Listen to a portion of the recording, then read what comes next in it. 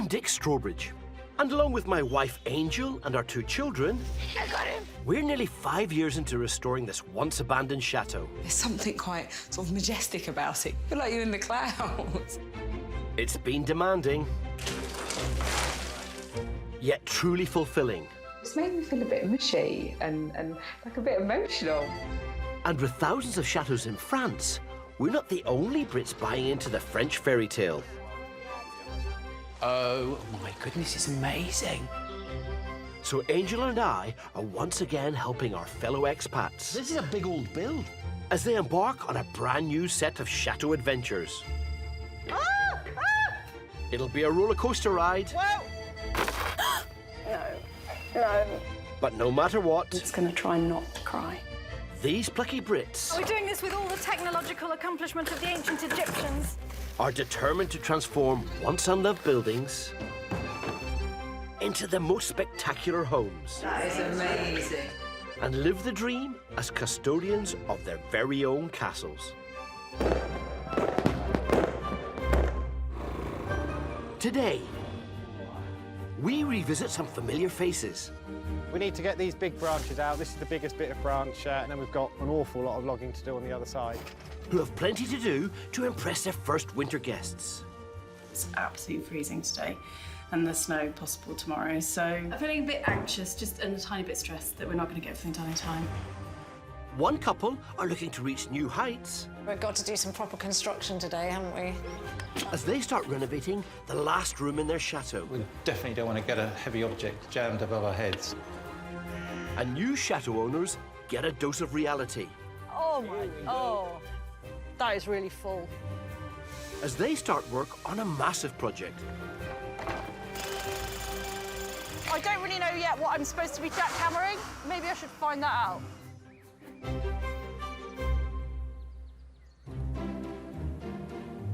I'm Dick Strawbridge, and along with my wife Angel, Oh, the sewage pipe. we're busy all year round running our chateau as a home and business. Autumn and winter are tough. We have to do all the jobs we can't do when we're hosting guests in the summer. Yeah, it's exciting. This is a big moment. And there's always unexpected challenges to overcome. I need things to happen in a timely manner, otherwise I'm going to have a heart attack. I just really, really, really hope it grows. Across France, there are lots of Brits in the same boat. For new chateau owners, they also have to cope with building up their business. Like Lincolnshire couple Tim and Rebecca and their 2 children, who we first met a year ago. After they spent £380,000 on the once dilapidated Chateau de la Ruche. I think we've had lots of moments where we've thought, what have we done? Definitely. Not in a kind of, I don't want to do this sense, but in a kind of, crikey, have we taken on a bit more than we could chew kind of sense. Located just 50 miles from us in the Pays de la Loire region, This is going to be a bathroom. Right? last summer they began renovating 2 out of the 5 guest rooms to start running the place as a B&B. There's an ever so slight gradient up. Ever so slight. It proved trickier than they thought. Hang on, there's quite a lot of water leaking out of this tap, Tim, right now. However, all their hard work eventually paid off, as they transformed 4 derelict rooms into 2 beautiful high-end suites and welcomed their first guests. You're welcome to use this room at any time. Wow, it's beautiful. It's amazing.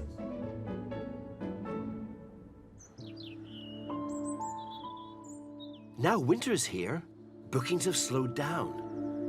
They haven't had any guests for over 3 months and are financially struggling.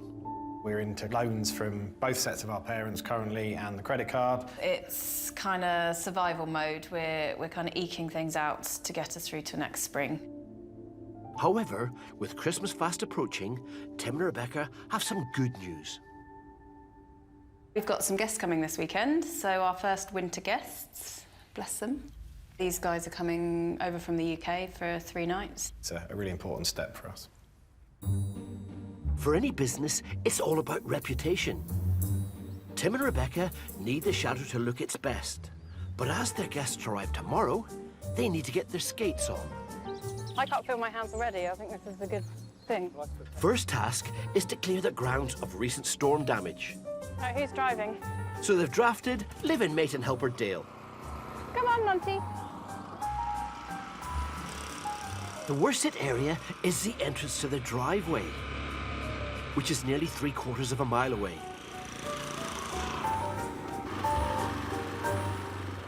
Okay, now you can get out. We had a freak storm, basically ripped a tree out, almost out of the ground, and it crashed through, of all the places, through my gate, which I wasn't very happy about. Today we've got to clear away the branches that are in the ditch and on the drive and get it kind of back into the woods. But let's start at the bottom.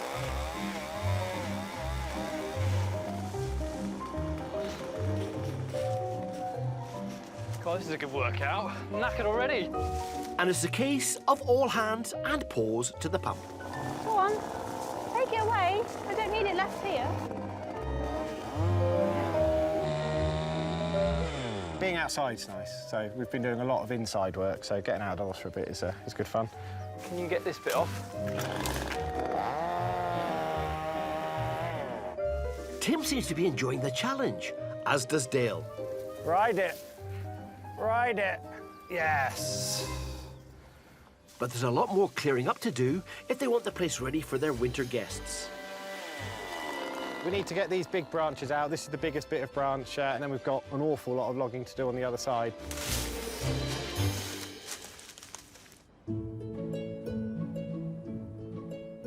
"300 miles away in southeast France lies the stunning 13th century Chateau les Rosières.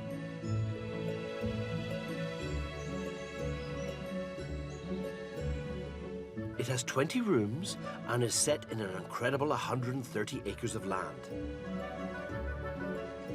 The lucky new owners are Brit Amy and French husband Mark, who moved in last year. It was so clear to us when we came to visit here that this was the right place. We were looking for history with the land and the potential to do something. If I could just translate that, we had no idea what we were looking for. We just wanted somewhere that spoke to us and was magical, basically. Yeah. So history and gardens and stuff. Yeah. That's what they said. Located an hour and a half's drive from Lyon, it's a dream come true for writer Amy and French farmer Mark, who met by chance 7 years ago. I went on holiday with my mum and I happened to bump into Mark there, who was running a hydroponic lettuce farm, as you do. He just kept suggesting activities for us to do together. And so my mum kept coming along on all of them, and we actually nearly drowned her on one of them. Yeah, I didn't manage. We got married about a year later. They now want to start a new life in France, running a B&B and hosting yoga retreats. Before they can start work inside the chateau, they need to replace the old defunct sewage system. Oh my, oh. That is really full. Their plan is to put a brand new one in themselves, with the help of their own excavator. But until they replace a damaged caterpillar track, they can't start digging. Apparently, I have to clean this. Not totally sure why, but I suppose it makes the caterpillar track come off more easily. Mark tends to get the technical jobs and I get the brute force jobs because I'm a muscle. I'm supervising my workforce. You're very cheeky. It's a tricky job, so they brought in friend Manu to help them. The last time we had to do this, it took us about 2 hours to get it off. To release the track, they have to unscrew the retaining bolt. Non, c'est pas la taille. But the bolt's not moving. We might have a 24 of this kind at ours. While Mark goes in search of more tools, Amy has a go. I'm going to try anyway. Even though it's... Hey! Oh! It moved! It's moving, I'm doing it. Oh. Is it working? Yeah, yes, well done. just a little bit. First prize for digger technology today goes to me. Nice one, Amy. All that's to do now is take the old track off Yeah! Oh, and put the new one on.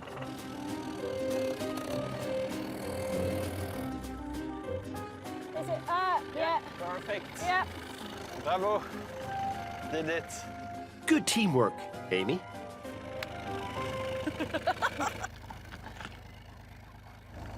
With the excavator up and running, Mark can start digging trenches.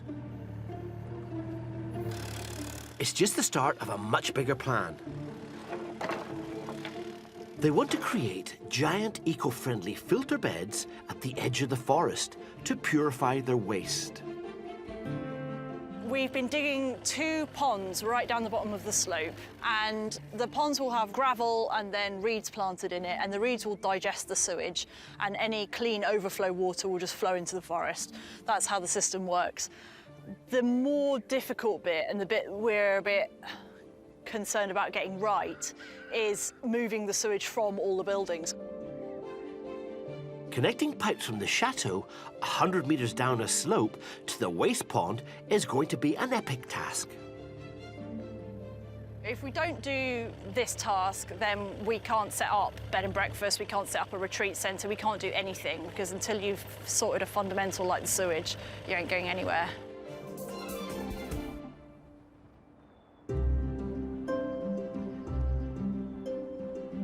In northwest France lies the beautiful 19th century 45-room Chateau La Grande Maison.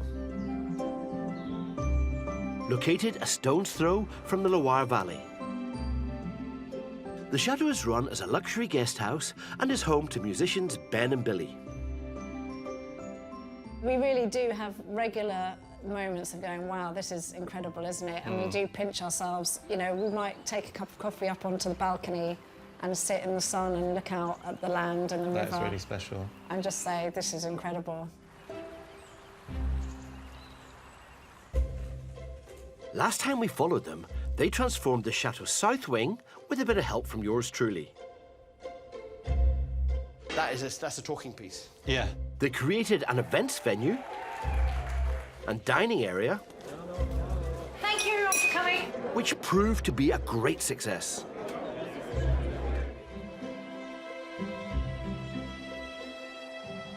Now that it's winter and quieter, they want to renovate the chateau's final untouched room. The old library, where they're planning to start hosting book club events in 3 months. The problem is, it's been used as a dumping ground ever since they moved in. Getting into that room at the moment is a bit like mountaineering, I think. If there is something you need, you would have to climb over a hell of a lot of boxes and junk. And what is all that stuff in there? I've no idea. Before they can do anything, they need to clear the room out. Where are we going to have a disco? There's some quite interesting cupboards which are original to the house. Actually, I haven't seen that before. That's, what is that? Is that? Is that moving, Billy? There's a metal arm up there. This is the mechanism for opening and closing the window. It'll be possible to maybe get that working again, just to open the internal window. It's a nice find. The skylight is 2-tiered and is the only source of natural light, as the room has no other windows. Several weeks later, with the old library cleared and walls plastered, Ben now needs to replace the top window with a heavy-duty 100-kilogram piece of glass he picked up for £250. But it weighs an absolute ton, doesn't it? As it's going to sit on the roof, the only way to get it up there is through the skylight itself. So they brought in some friends to help out. We've got to do some proper construction today, haven't we? Me and Ben have been planning this for about 3 weeks, how we're going to do it. We're working at serious height. We'll be 13 metres off the ground. Yeah. We're going to be 5 metres from the roof to this floor. There can be no room for error. It's dizzying heights. However, all of Ben's mates are experienced tradesmen, so he's in safe hands. The boys are constructing a frame to hoist up the heavy glass using an electric winch.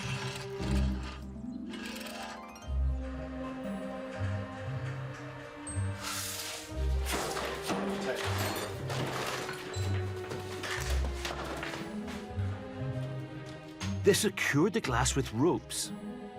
It's crucial the weight is evenly spread to avoid the risk of it falling out.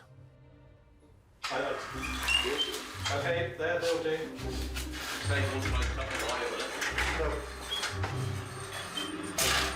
All right, you guys want to go up?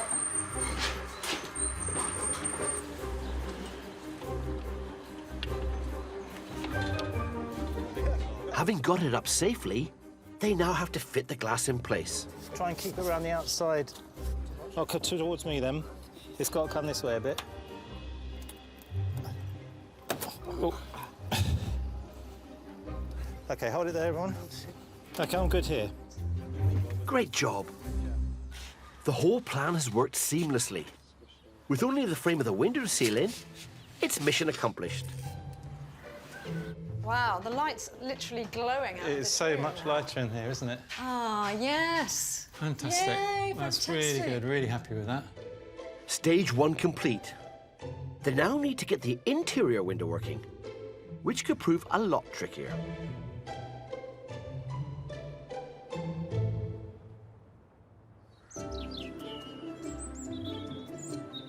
Over at Chateau de la Ruche, Tim is still tidying up the driveway ahead of their first winter guests' arrival tomorrow.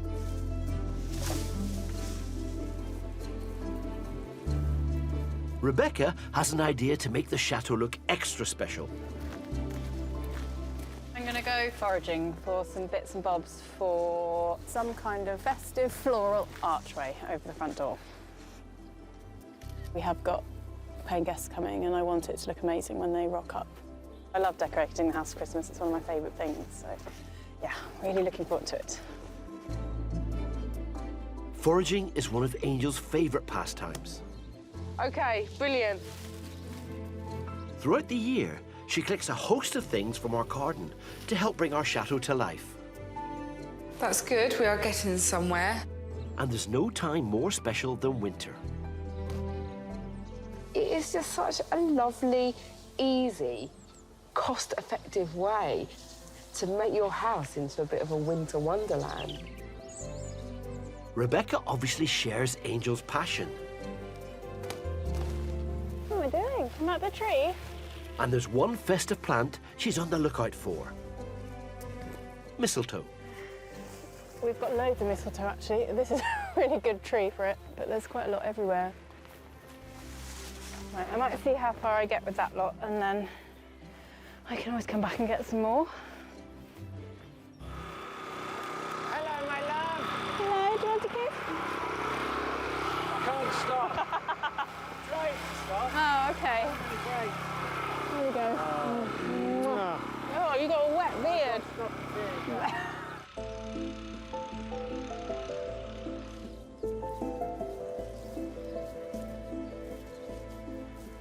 At Chateau de la Ruche, Rebecca can finally get cracking. I have no idea if this is going to work. Last year, I made an absolutely beautiful wreath, and it was huge, and it was lovely. But I'd forgotten that the door was a double door. So I made it all and then said to Tim, could you put this on the front door? And we came out here and then realised that we had a double door. So we put it on, and basically the door was completely unusable.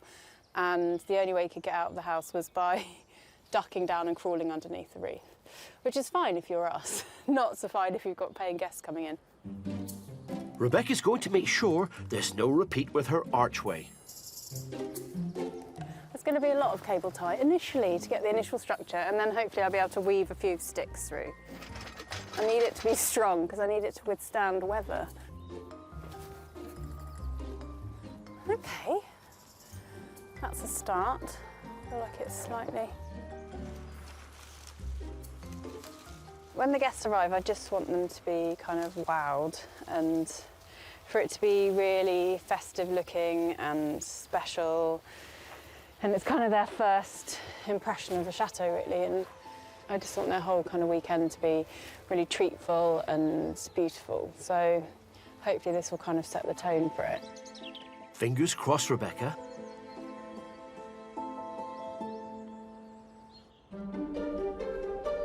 Over at Chateau La Rosière, new owners Amy and Mark are putting in a new eco-friendly sewage system. While Mark continues to dig trenches outside, inside, plumbers have started laying new waste pipes that will connect to a central one in the entrance hall, which presents its own raft of problems. We need to be able to get the pipe through the house and out of the building. And Mark convinced me that the only way to do this was to rent this boring machine to drill holes in the bedrock of the house. To operate the machine, experts have been employed, as they need to drill down over 1 metre through the wall. It's going to go just through the corner of the floor, and you see where he's pointing it, it's going through actual bedrock rather than the stones of the house. It's a nice piece of kit. It's designed to extract a core of material in its cylinder. What's that made of? Is that the actual rock? We have a first layer of concrete here, which is the edge of the wall, and here we are heating the rock. Yeah. Ooh. That's gonna be a long, boring job. Oh my God. Boring? Great pun, Mark. Although it's no laughing matter, as their experts don't appear to realise the drill isn't long enough to go through the wall and out the other side. So far, they have managed to drill 1.20 meters with the borer, but the wall is probably about 1.80 meters thick. So we are going to have to finish breaking the wall with the jackhammer. So now they have to try and meet the internal hole from the outside. Actually, I don't really know yet what I'm supposed to be jackhammering. Maybe I should find that out. Yannick, tu dois casser? C'est ça? Et ça? Mais je crois ça aussi. I actually have absolutely no idea where anything's coming out, so I'm just randomly drilling holes in the wall at the moment. Oh. I'm very determined not to be defeated by this.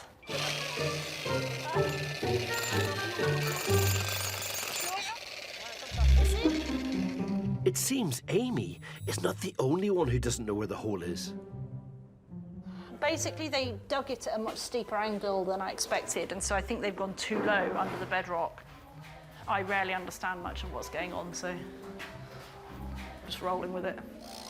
Using a collection of drills, they try to see how much further down the hole is. I think I can hear the sound of his drill bit going through the borehole, so we might be very near to joining both holes. Tu sens quelque chose? Je touche le pare-feu? Ouais. Tu vois quand... It works! Oh, we found the hole! So he felt the drill bit on this side from the other side, so we've managed to connect. What we're going to do now is put another borer from the other side and do another borehole from the outside. While the machine does the rest, Amy and Mark breathe a huge sigh of relief. Oh, you can see light through the hole. At the end of the tunnel. Light at the end of the tunnel.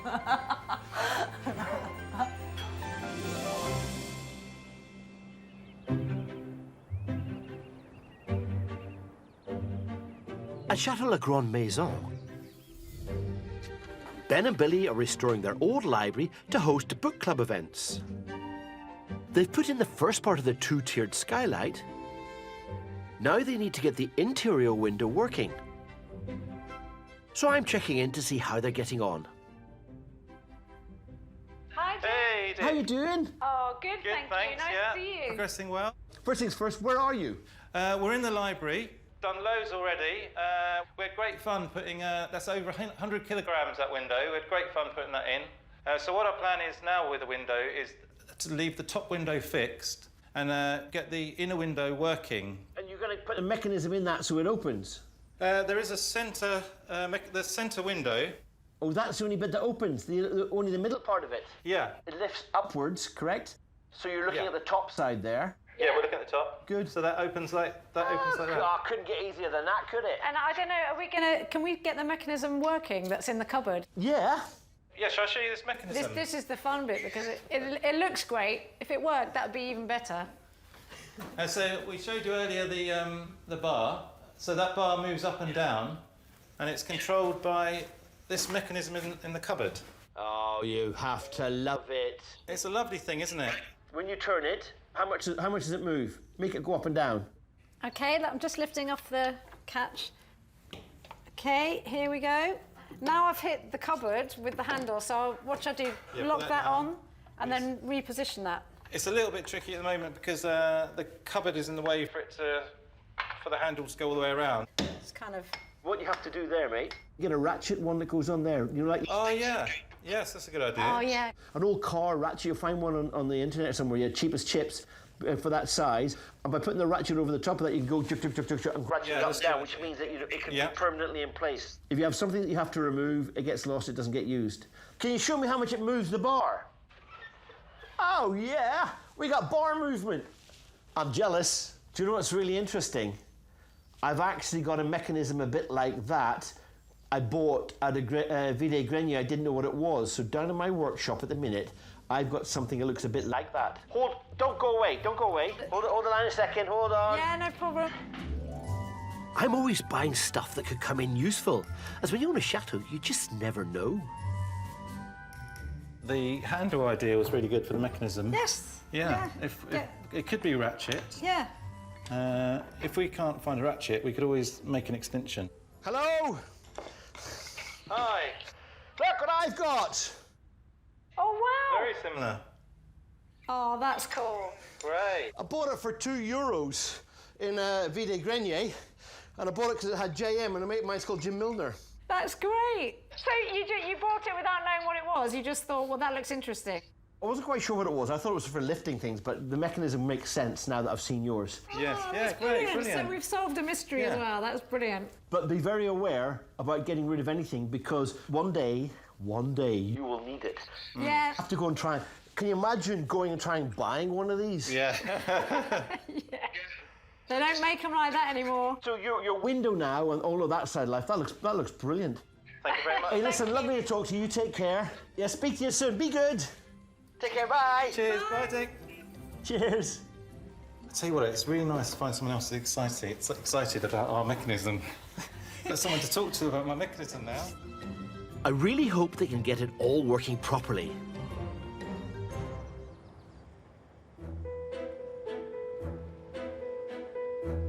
Over at Chateau de la Ruche, the temperatures have plummeted, and Tim and Rebecca's first winter guests are due tomorrow. The old oil-fired boiler that heats up the guest wing hasn't been started in months, so the rooms are freezing. Oh, it's really... You forget that the room's -3, so is the radiator, isn't it? Before they can turn the boiler on, Tim's brought in mate Dale to help connect up the radiators. The heating is very important, which is why I wanted to get it done this morning, so we've got plenty of time to heat it up because it's absolutely freezing today. I'm feeling a bit anxious, just and a tiny bit stressed that we're not going to get everything done in time. Oh my God. The original cast iron radiators weigh a ton, and they need to be plumbed in carefully.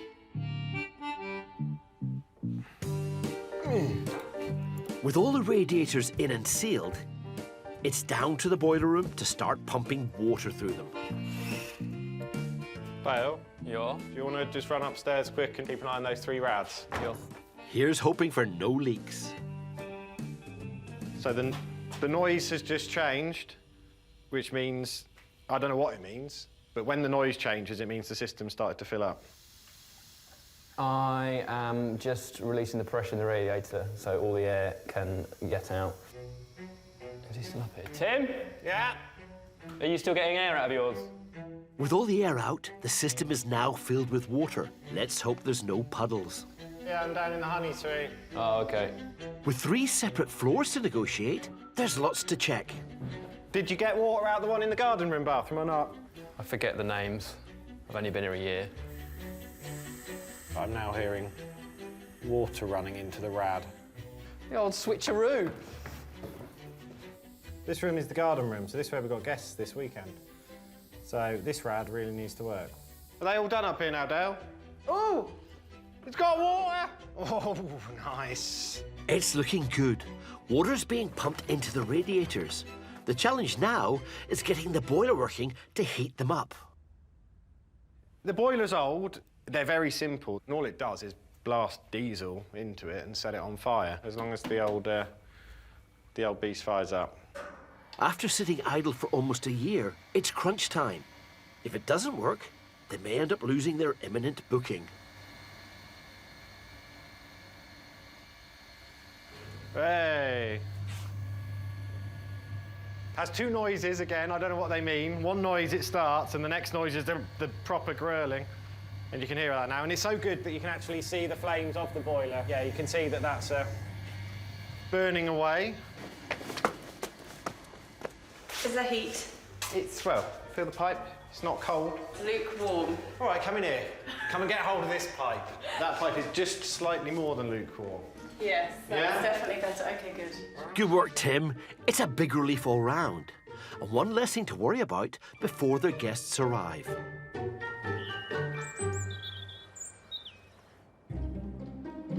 Over at Chateau Les Rosières, Amy and Mark have finally managed to put a sewage pipe through the outside wall. Now they have to finish laying them inside. This is what's left of my office. It's a very messy job as the pipes are being fitted inside the entrance hall and underneath floorboards on the first floor. Thankfully, they have Stefan the plumber to do most of the hard graft. This is the junction. This room is eventually going to be another bathroom.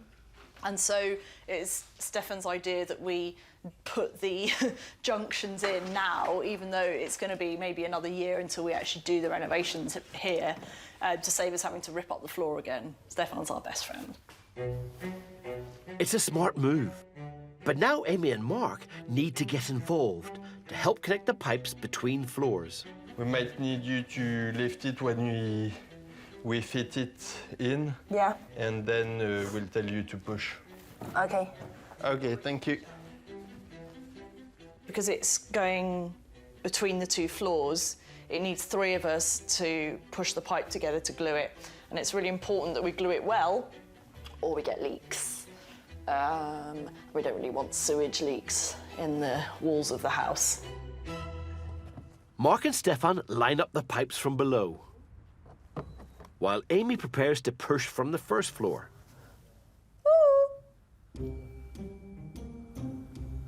To make these joints work, Stefan's not being shy with the glue. There's no way back now. Now? Voilà. Moi, je suis bon. Ouais. Ouais, c'est bon.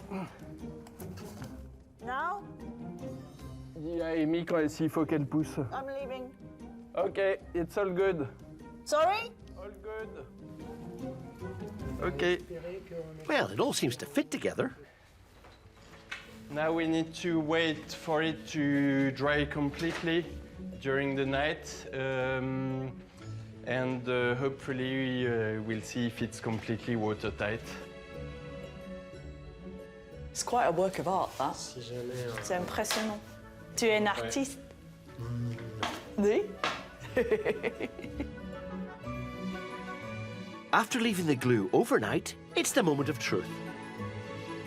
Amy and Mark gather outside, Vas-y. while Stefan pours water through the pipes.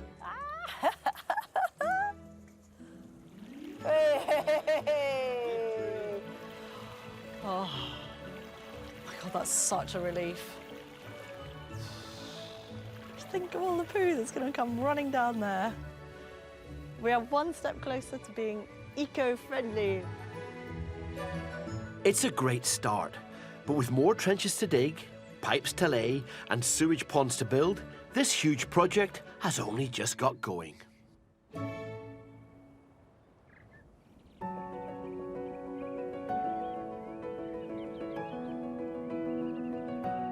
At Chateau La Grande Maison, How are you getting on?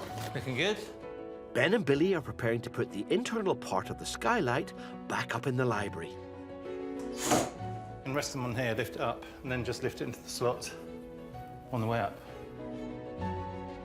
The 19th century frame needs new glass panels, but first Ben has to get it in place. I'm really very worried about getting it stuck on the way up, because when we got it down, it was incredibly tight. I measured it earlier today, and there's literally 1 millimetre, 2 millimetres of clearance. We definitely don't want to get a heavy object jammed above our heads, 3.5 metres off the ground. To help get the frame up there, he's brought in his mate, also called Ben. OK, it's definitely the right way round. And built a scaffold to ensure it's easier to lift into place. Wear it like a pair of trousers.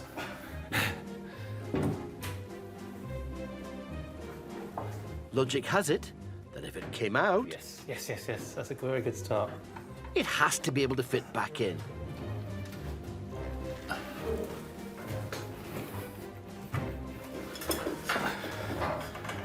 Fantastic. I got it. Oh. It's gone in? Yeah. Okay. Yeah. It's looking promising. Although having screwed in one part of the frame, they now realise it's not level. Maybe we do need a mallet. If in doubt, bring out a hammer. OK. Brilliant, Ben. Brilliant. That's superb. There's been so much work in this area of the room. It's been incredible.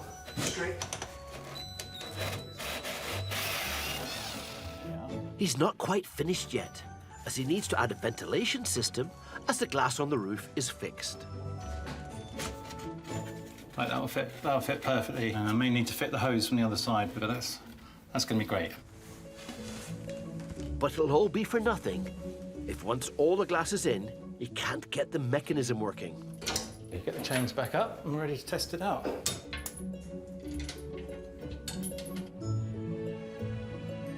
After working tirelessly to transform their old crumbling skylight, it's the moment of truth for Ben and Billy. Oh gosh. It's really nice, isn't it? Lovely. I love it. I love it. Does it open? Does it work? I haven't tried it yet. Do you want to try it? OK, you gonna lift it? Fine. Is it good? Oh, up she goes. That's about I think that's about the highest, I think.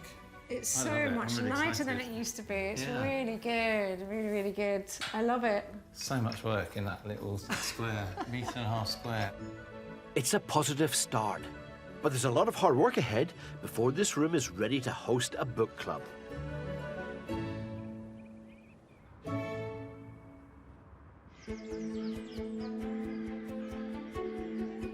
At Chateau de la Ruche, Tim and Rebecca's first paying winter guests are due in a couple of hours. I want to lay up the table for dinner, so that's all done before they arrive. Okay. With word of mouth so vital to any new chateau business, every detail of the guest's stay has to be perfect.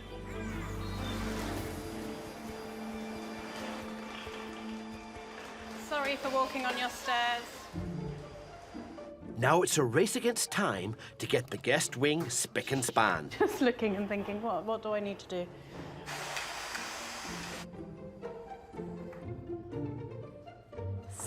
Slightly stressed. It just feels like there's quite a lot to do right now.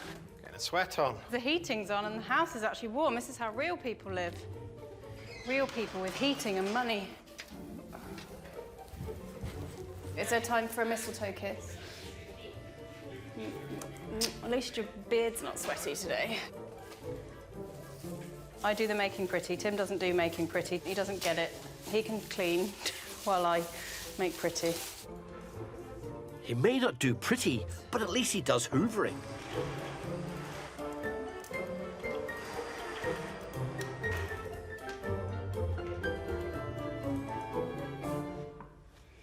Right.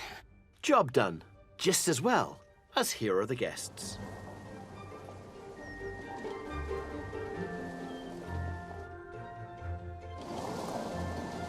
We could do with music in here. Yep. Oh, yeah, how you doing? You can chill now. Yeah. Good. Come on up. So this is your room. Oh, gosh, thank you. You're very welcome. Oh my God, that's beautiful. Thank you. We're not leaving. It's kind of up your street, isn't it? Yeah, literally. Oh my gosh, taps. Oh my God. I never thought I would love taps. Oh, good. So if you want to just get settled in and then pop downstairs to the salon and you can have a little drink and something to eat and a chill. Okay. Thank you. Thank you. After the travel that we've had, To get here, in front of the fire. it has all been worth it. Yeah, 100% It's worth it. stunning. Everything it's amazing, is isn't it? immaculate. Everything's been so thought out. Yeah, it's going to be amazing. We're going to be coming back. Definitely going to come back. I don't think you can get any more complimentary than that.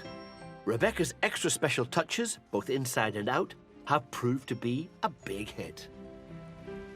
I was really pleased with their reaction when they arrived. That's the thing I love most, just seeing people's faces when they arrive and them kind of getting it. It's another step towards where we need to be. It feels like all the hard work we've done is worthwhile. It's just amazing, really amazing. It's good. Good job. Oh, yeah, good job. Good job. Well done. Well done. Hear, hear. Fingers crossed, more winter guests start coming soon.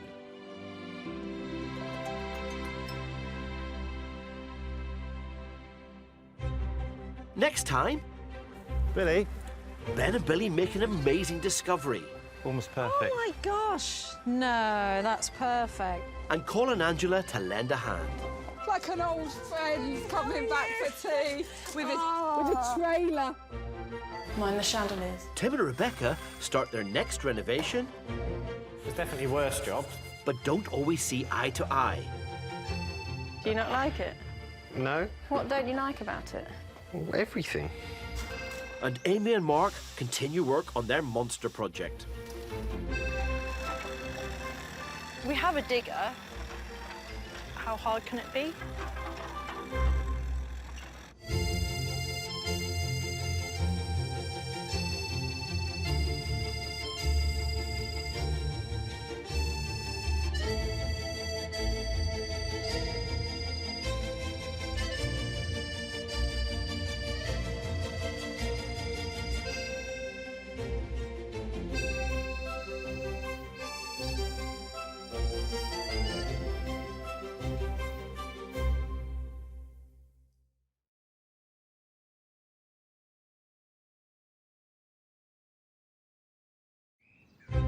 I'm Dick Strawbridge, and with my wife Angel and our 2 children, we're nearly 5 years into our French adventure. It's heavy. Restoring this once abandoned chateau. We have another capability at the chateau. It's brought plenty of challenges, but also some amazing rewards. I love you. And across France, there are dozens of other Brits who've bought their own chateaus. Oh, wow. Now Angel and I are once again lending a hand to other expat chateau owners. Sometimes simplicity is the way forward. We'll meet some old friends. You don't need instructions, only when it goes wrong. And new faces. Ooh, look at that. There'll be plenty of ups. Oh. And downs. We can't ruin the wedding meal by eating outside in the rain. But no matter what, these plucky Brits will stop at nothing No, Steve. Whoa, Stephen. to ensure these once unloved buildings I think I've made a hole. become the homes of their dreams. That is amazing. Today, Mind the chandeliers. 2 B&B owners start their next project, There's definitely worse jobs. but don't always see eye to eye. Do you not like it? No. What don't you like about it? Everything. Billy? Yeah. One couple make an amazing discovery. Almost Oh my gosh! No, that's perfect. And call an angel to lend a hand. Like an old friend coming back for tea with a trailer. And new chateau owners have a battle on their hands as they try to finish off their first colossal project. I'm just looking at this. It's supposed to be this gentle gradient to put a pipe in, and it just looks like a roller coaster.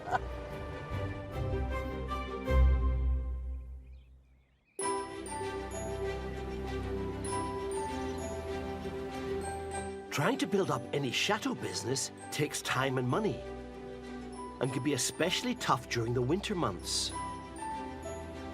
Lincolnshire couple Tim and Rebecca and their 2 children moved into the 24-room Chateau de la Ruche 18 months ago and have opened it up as a B&B. We've poured everything into it. It's been kind of 24/7, lots of hard work, but having the opportunity to restore a place like this is kind of, we're just really lucky and really privileged to be able to do it. Located a stone's throw away from Angel and I in the Pays de la Loire region, they have so far created 2 beautiful high-end suites. And after a slow start to winter, How you doing? they've welcomed their first winter guests. It's really nice to have money coming in and to feel like there's a possibility that the business will succeed. They now want to boost their income by opening a 3rd guest suite. Yes, if we get this bed out of here. Yeah. And have been collecting loads of stuff in one of their outbuildings. In here, we've got various bits of furniture that came out of the house. Yeah, and lovely things that we've bought that we don't have a home for yet. Today, Rebecca wants to start restoring one of the old bed frames they picked up at a local brocante. When did we buy it? I don't know, it was one of October. the first things we bought. Like, October 2017. yeah. Although Tim's not sure it's a good idea. That's a lovely bed for the Meadow suite. Do you not like it? No, Why did you let me buy it if you didn't like because it? it was like 10 quid. What don't you like about it? Everything.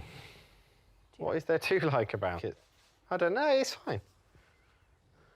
As long as when it cleans up so it doesn't look like it's been sat in some smoker's bedroom where it clearly has been for the last...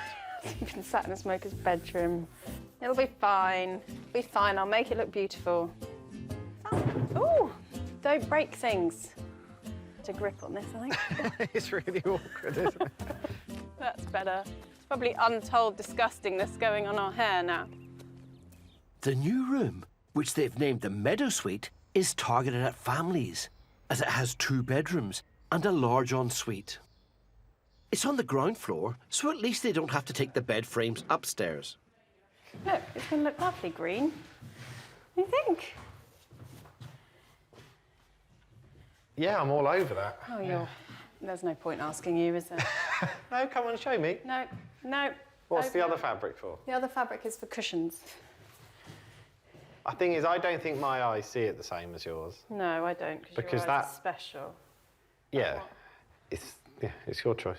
What's wrong with it? Nothing. I just see. It doesn't. I guess the colours just don't work. Well, it's always difficult when you've got a tiny, weeny bit of fabric. Yeah. And you can't see it, but it's going to look lovely. Yeah. While Rebecca makes a start on the upholstery, next door in the ensuite, Tim has a less creative task: grouting the intricate patterns on the new mosaic floor tiles. Just a time-consuming job, really. So it has to be done. It's just not my favourite job. It looks beautiful. I'm sure it's worth the pain. The thing is, I'm halfway through that bag. I've got another 2 bags after that one. It's depressing. Just, Shut up and go away. so rude. Keep at it, Tim. As the saying goes, no pain, no gain. 90 miles south lies the stunning 19th century Chateau La Grande Maison. It's set in 3 acres of land and even has its own river. It's owned by musicians Ben and Billy, who live there with their daughter Ella. They've been renovating it into a guest house and events venue for the last 8 years. We feel like we're custodians of this wonderful house, and we're passionate about learning and telling the history of the place. So far, it's been 7 years' work, and we've probably still got another 3 or 4 years, and then I'm sure there'll be projects after that as well. I think it's going to be a life's work. At least. At least a life's work.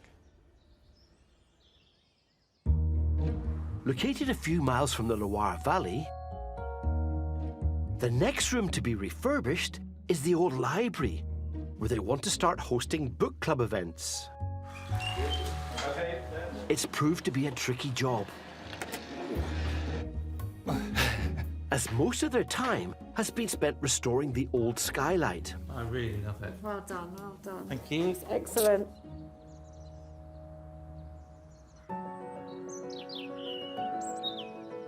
Now Ben and Billy can turn their attention to styling the library.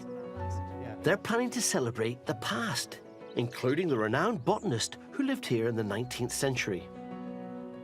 The library, in its heyday, was probably the creative hub of the house. It's where the botanist did all his discoveries. So we're trying to bring some of the history back to the room. Today they're on the hunt for curiosities that lie even further back in time. We quite often find fossils close to the bank or in the bank as the water sort of washes by in the winter. So a good place where we look is around by the edges, around the bases of trees, even molehills, because the moles dig up all the stones and earth. We find them in there. Unbelievably, they can find plenty of fossils, as the chateau lies on a Jurassic seabed. The area used to be completely covered in water. So, There's a little bit of one. ammonites and things we can find? It's not a great one, but there's a fossil there. Really? Like, Well, that was Yeah. obviously a shell at some point, Yes. but that's not a very good No. example. But it's not a great example, but we've only been looking for like about 60 seconds. the thing is, I always find the best fossils. I do. No, you don't. Well, No, it's not mainly true. because I'm closer to the ground, right? But, That's true. But no, that's the reject. So I'm not going to let him Okay, come it's the fossil reject. hunting with Okay, me let's if he carry picks on. up rubbish. Let's carry on ones. looking. I mean, there's so many There you are. leaves on the ground. Oh, you're kidding me? No. That is definitely it. There you go. To date, they've managed to collect over 150 fossils that have passed Billy's quality control. There's one. Billy, Yeah? got a great one. Are you sure? I'm not Most going to just come definitely. around and reject it. No, you're not going to reject this one. Almost perfect. Oh my gosh! No, that's perfect. It's very small, It- but perfectly formed. That is 150 million years old. Come on. You win today's prize. Excellent. That is really beautiful. I don't think that's going to quite make a centrepiece in the library though, Ben. It's still pretty special, though. At our place, Angel is the queen of curiosities. It's going to be like a big explosion of butterflies that are going to come up the wall and the ceiling. And has created many wonderful displays. There's so much to see in here, isn't there? So Billy's paying a visit Hello!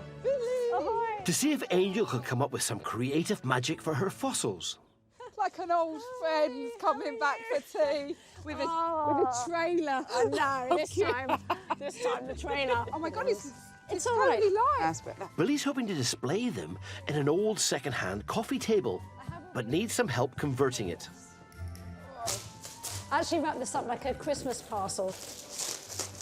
Okay, nice. So, here we go.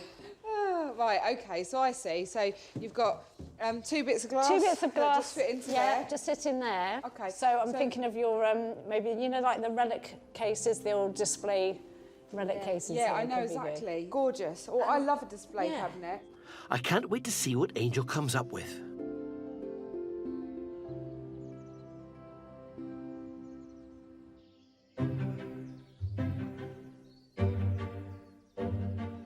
This is the beautiful 13th century Chateau Rosier, which lies in 130 acres. It's been home for the last 12 months to Brit Amy and French husband Mark, who fell in love with the place as soon as they saw it. As we drove down the driveway, we started to see this sort of magical forest atmosphere, and the house emerged from the forest, and you could see for miles, you could see the Alps in the distance. And we felt really peaceful and happy in the land, and then came the house. Located an hour and a half's drive from Lyon, they want to run the chateau as a B&B and host yoga retreats in the outbuildings. But it all needs updating. That includes putting in a whole new sewage system. I've often felt very overwhelmed. Are you overwhelmed? I'm sometimes overwhelmed, and then when I look at the view, I find it so nice to live here that I'm not anymore.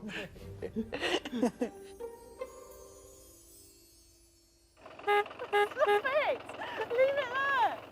They recently started plumbing the chateau, but now need to sort out where the waste will end up. They want to be eco-friendly, so have decided to create 2 natural waste ponds 100 metres down a slope at the end of their garden.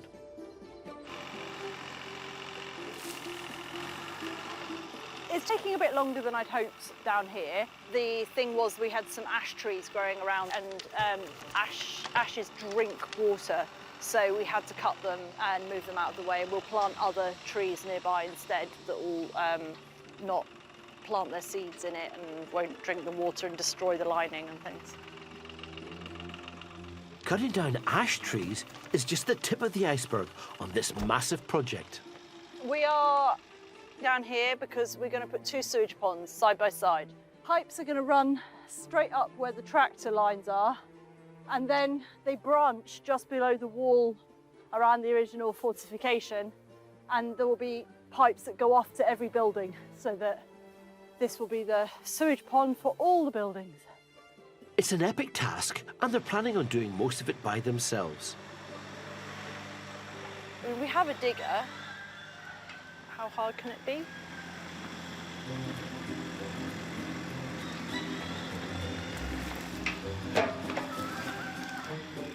There's so much to do before they can even dig out the ponds.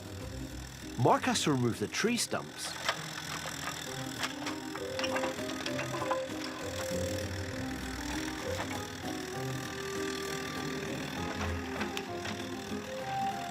So that's 1 done, about 5 more to go.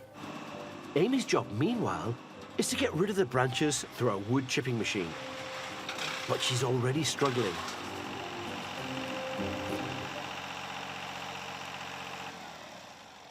Right. I think I've broken the shredder. Did you break the tractor? Not the tractor. It's possible something happened to the shredder. Oh. Oh, hello. Yeah, that is a bit jammed. It's all a bit caught up. So it wasn't my fault. A little bit, I would say. That was very polite. Jamming a shredder is reasonably easy, and it's usually caused by putting in oversized branches. Luckily, it's an easy fix. Merci.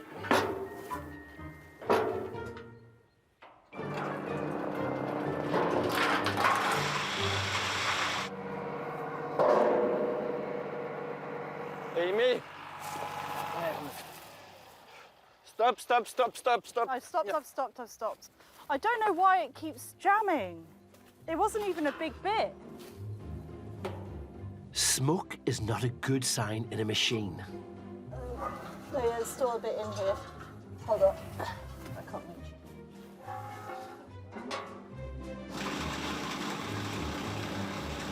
It is working, but I noticed he's only putting very tiny twigs in there. So either he's being sensible or cheating. I can't work out which. Shredding branches is always a long old job.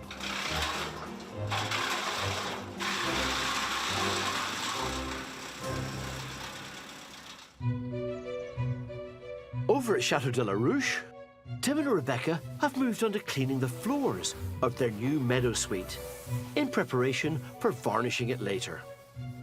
It's hard on your knees, but apparently good for my bingo wings, according to Tim, so... They're hoping an extra room for the B&B will bring in more income and help make the chateau pay for itself. There's definitely worse jobs. Grouting that bathroom floor. I'm never doing the bathroom floor like that again. It's done now. With grouting of the bathroom floor finished, a shower has been put in and a wash basin fitted. Now Rebecca wants to begin styling the rest of the suite and has a clear idea of how she wants it to look. The theme for this room is kind of loosely arts and crafts. So this end of the house was, they started to build it in 1910. So originally the chateau was the main central piece, and then as you look at it, the right-hand wing. And then this wing, they started it in 1910, and they had to stop because the First World War broke out, and then they finished it after the First World War. But yeah, so there's kind of a loose sort of arts and crafts theme to it. So I've got some lovely William Morris fabric for the cushions, and I wanted it to be it's kind of green and pink and gold, so quite kind of rich and opulent and a bit glam, but not overly glam.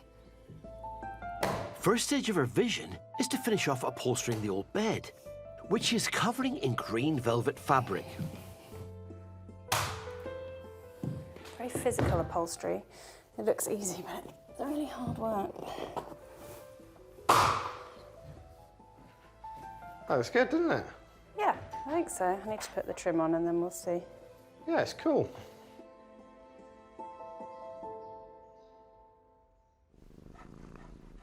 Having got Tim's seal of approval, Rebecca has set him a challenge of his own.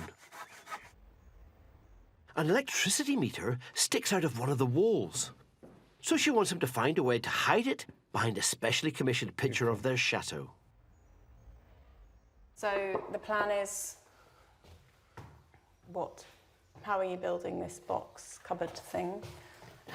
I'm going with your superior carpentry skills. With my amazing carpentry skills, I'm going to cut 4 bits of wood, and I'm going to use the classic butt joint to screw them together. Okay. And I bought some hinges, like kitchen cupboard hinges. And how are you fixing this to the wall? I haven't thought about that yet. Okay, good. It'll be fine. It's a simple idea. Tim wants to build a cupboard around the meter and use the picture as the door, which should hopefully do the trick. Although it always sounds easier than it actually is. Yeah. My hastily chosen hinges mean that I've made a cupboard that closes perfectly, but can only open about halfway. So I'm going to have to lift these hinges up. Oops. If in doubt, Tim, try and try again. There's no other answer. That'll do. It works. Wow. That's the technical bit done. Now it's time to see if it gets Rebecca's blessing. Oh. Can you hold it by yourself so I can look at it? Yeah. I think it looks lovely. It hides that ugly thing. It's much prettier than that thing. It's not very heavy, actually, No. You're so... Good effort, Tim. But there's a lot more decoration to be done before this suite is ready for guests.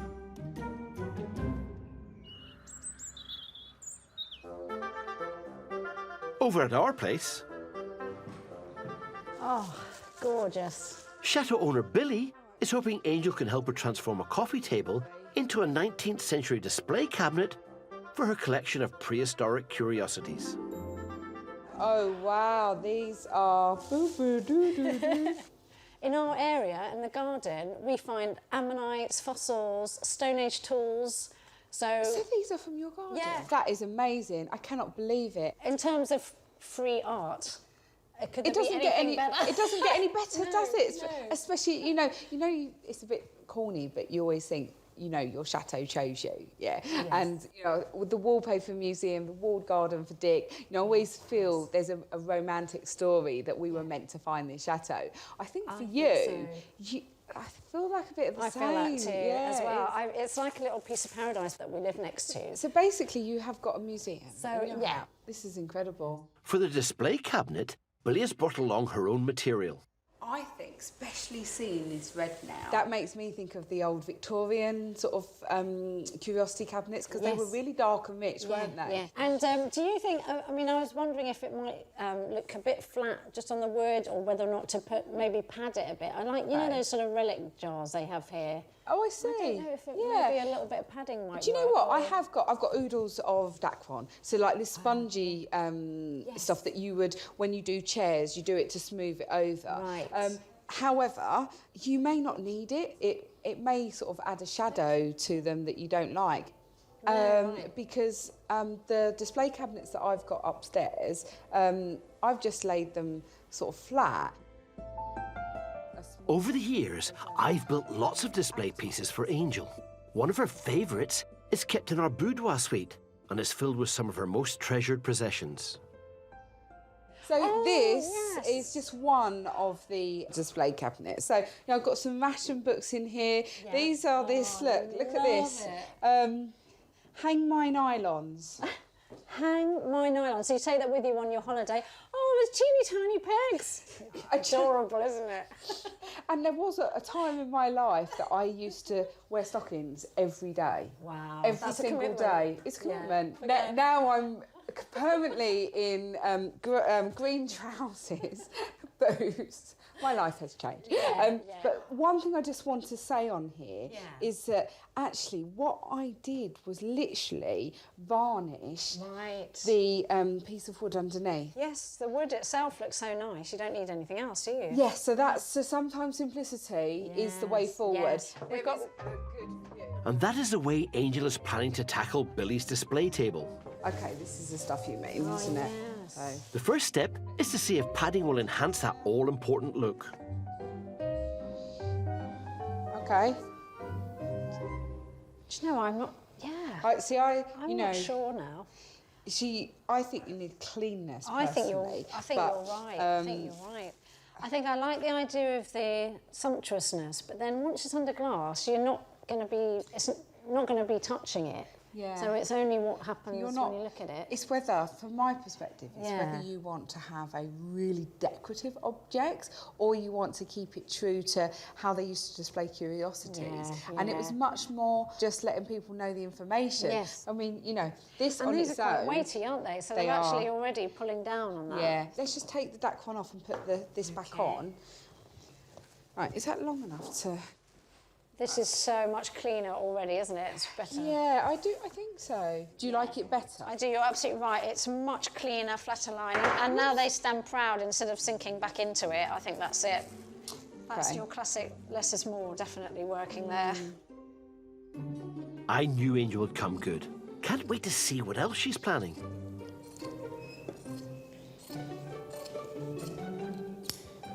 Lovely.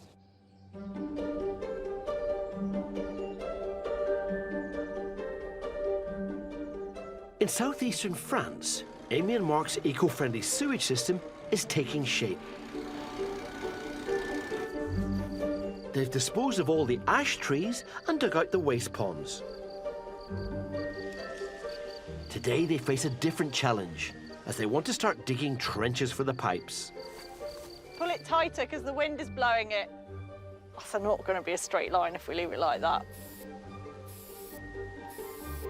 They need to connect the trenches to all the outbuildings and process the waste. So where's it going to join here?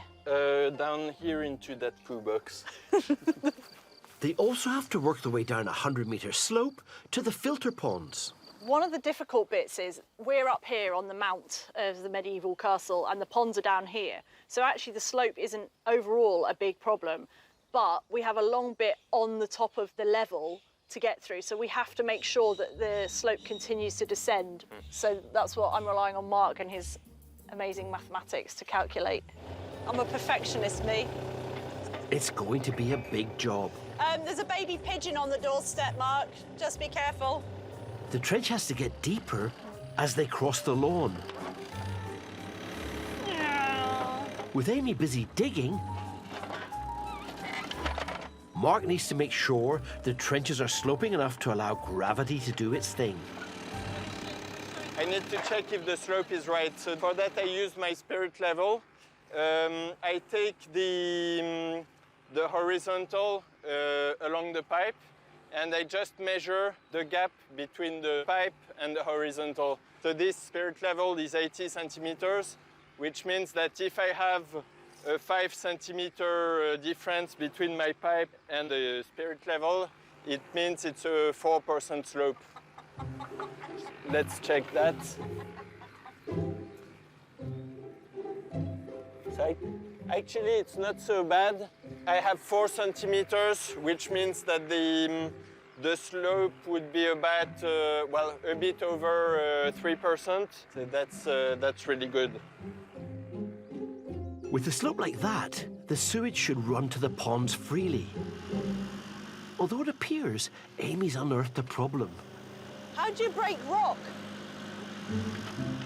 She's hit bedrock, which is too tough for the digger to cut through. Why have you got my pigeon? Does she want to come with me? Is it too rocky? I think so. Look, watch what I do here. I can feel the ground shaking here.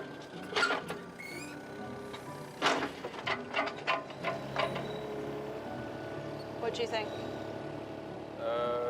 Can I go round or? No, we can't really.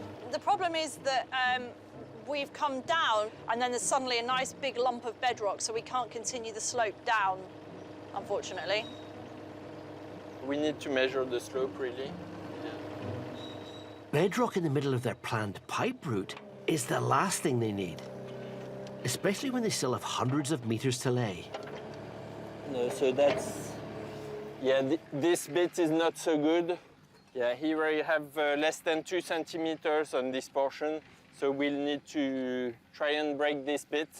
I might just have a go with the jackhammer for that.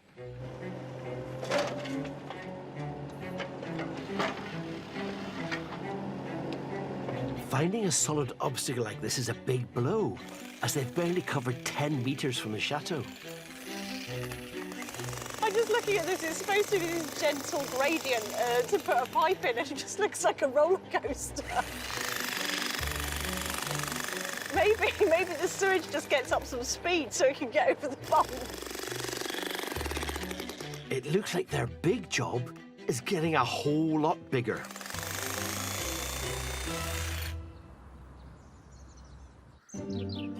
In northwest France, work in Tim and Rebecca's Meadow suite has been slow going. A bit to me. They varnished the floors and restored an old bed frame. But they were hoping to have done a lot more. Mind the chandeliers. Having been fully booked with guests, they've simply not had the time. Oh, that's in. So they've had to make a big call. We've closed the 2 chambre d'hôte rooms that we've got at the moment just for a couple of days so that we can crack on with renovations. But obviously that means that we don't bring any money in. So it's always that struggle between getting on with renovations to open a 3rd room to give us more money and sacrificing bookings for a couple of days. So tricky. Few decisions are easy. Come lie down. That's nice. I like it. There's no time to rest, especially for Tim. I bought tea towels as requested. As Rebecca spotted that he's put the wrong taps on the wash basin. So, in my drawer. The nice taps. Yeah? See, look. Look, the reason I like them is because this shape matches this shape. It's beautiful. And they're a bit more Art Deco. Yeah, that's fine. I like. OK, shout me when you need me. Yeah. Thank you.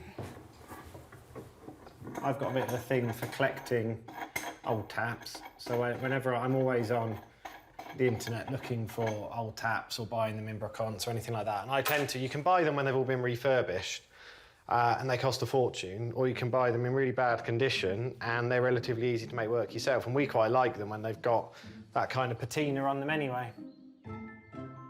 So there are the taps with which Rebecca wants to live here. I prefer the other ones. I think they're fine. I quite like them. They're a bit different. I think you've already lost this battle, Tim. But there's only one way to find out. Taps. Oh, yeah, they look nicer. Yes? Yeah. Happy? What's left to do is test them out. Right, you ready? Yeah. Oh. It's supposed to make that noise. I've never seen tap make that noise before.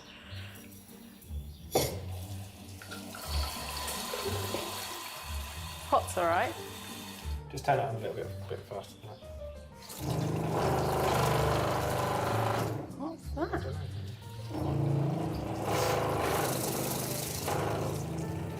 That doesn't sound healthy. It's different, isn't it? Looks like Tim's going to have his work cut out for a while yet. I've never in my life seen a tap unit.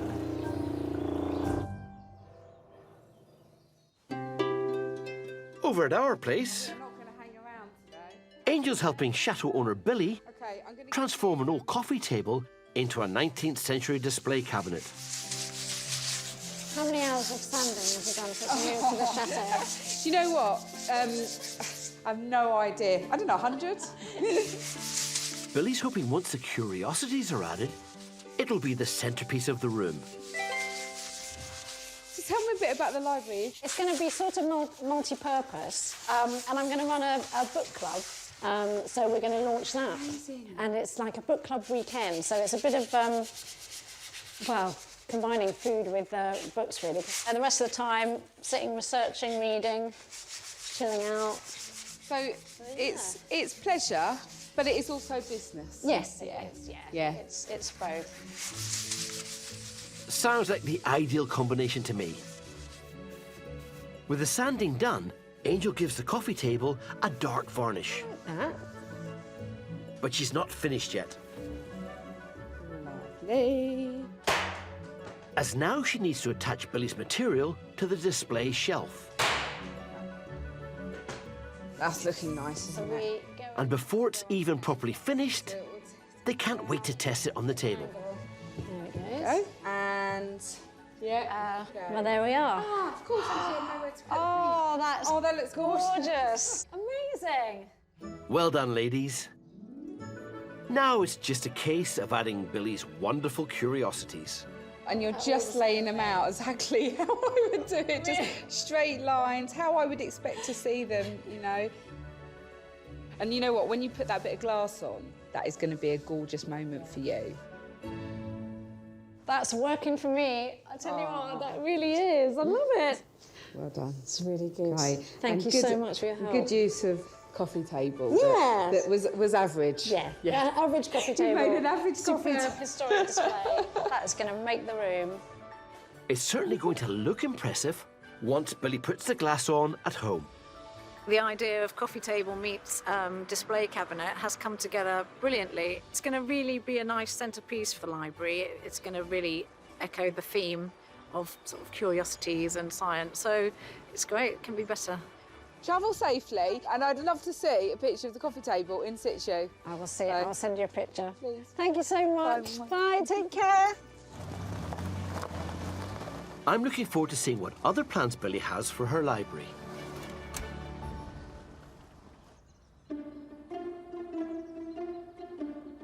In southeastern France, Amy and Mark's eco-friendly sewage system is moving a step closer. They've smashed through the bedrock and laid all the pipes. Now they're ready to create the first of the 2 ponds. And deliveries are already coming in. First load, second one to come. Before they can do anything with the gravel, they first have to prepare the base. The tarpaulin's what stops the sewage from just randomly leaking out into the ground. So it's just a big pond, really. It's the same, the tarpaulin's just the same as you do when you line a pond. Although this is not your average pond, they're planting reeds to process sewage. As I understand it, the reeds have an ability to digest all of the sewage that comes out of the toilets. So you have these 2 different ponds, and one, the sewage flows into it, it soaks down through the gravel and sits there, and the reeds just kind of eat it. And then it gradually feeds through to another pond, which takes out the nasties, like the nitrogen from it, and makes it, essentially purifies it. And then it's just normal water, and it can just flow out into the woods around. So what we're doing at the moment is just the first pond, because you need to establish, because it's plants, you can't just like stick them in and expect them to work straight away. It will take a couple of years to be fully up and running. So we have to get the infrastructure right for it, put some plants in, and then gradually expand it until both ponds are working. It's taken all morning from work to put down the lining for the first pond. Perfect. Their next task is to transport 10 tons of gravel down the 100-metre slope. It's not going to be easy. You want me to do it? Yeah. So Amy offers to help out.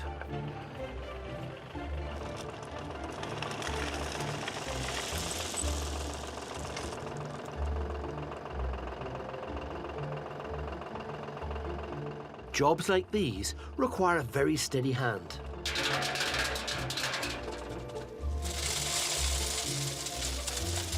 Sorry. Practice will make perfect.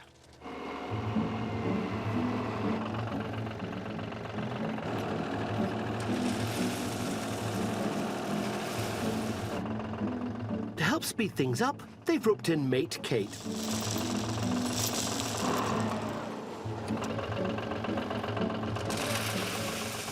It still just looks like it would be a really good swimming pool. What a waste. A bit late for that now. You see the roots, pebbles. With some of the gravel in, How deep? Or just, it's just about stabilizing, so the... Amy's planting the reeds. It's very satisfying doing this bit. It feels like we're reaching, I know it's not finished, but it feels like we're reaching the end and we're creating something quite special here. I know it's sewage, but it's quite cool to be able to do something so sustainable. I'm with you there, Amy. It may look like it's not terribly spectacular at the moment, but from that little bit, we'll gradually expand it. As the reeds grow, we'll put more in and the whole thing will just emerge organically. And so really what we need to do now is pour some water from the spring down the pipe and let nature do its work. Ready? Ellie. Oh, that was dirtier than I thought. I just put it in the pipe. It's a very glamorous chateau life. We get excited about things like sewage. I find sewage quite exciting. Yeah, you're weird though. It's been an epic task, which is a couple of years from being finished. However, it's the first crucial step towards completing the eco-sewage system. I mean, there's a slight limit as to how excited you can get about sewage, but I'm quite pleased that we're actually coming towards the end of a major project. And yeah, just having an answer to the immense sewage problems of the chateau would be very, very satisfying. Yeah, I'm quite pleased to start seeing the light at the end of the tunnel. He's been working on this for so long. Yeah, I'd really like to start another project now. Yeah. It's been, this one has been lasting a bit too long. Yeah.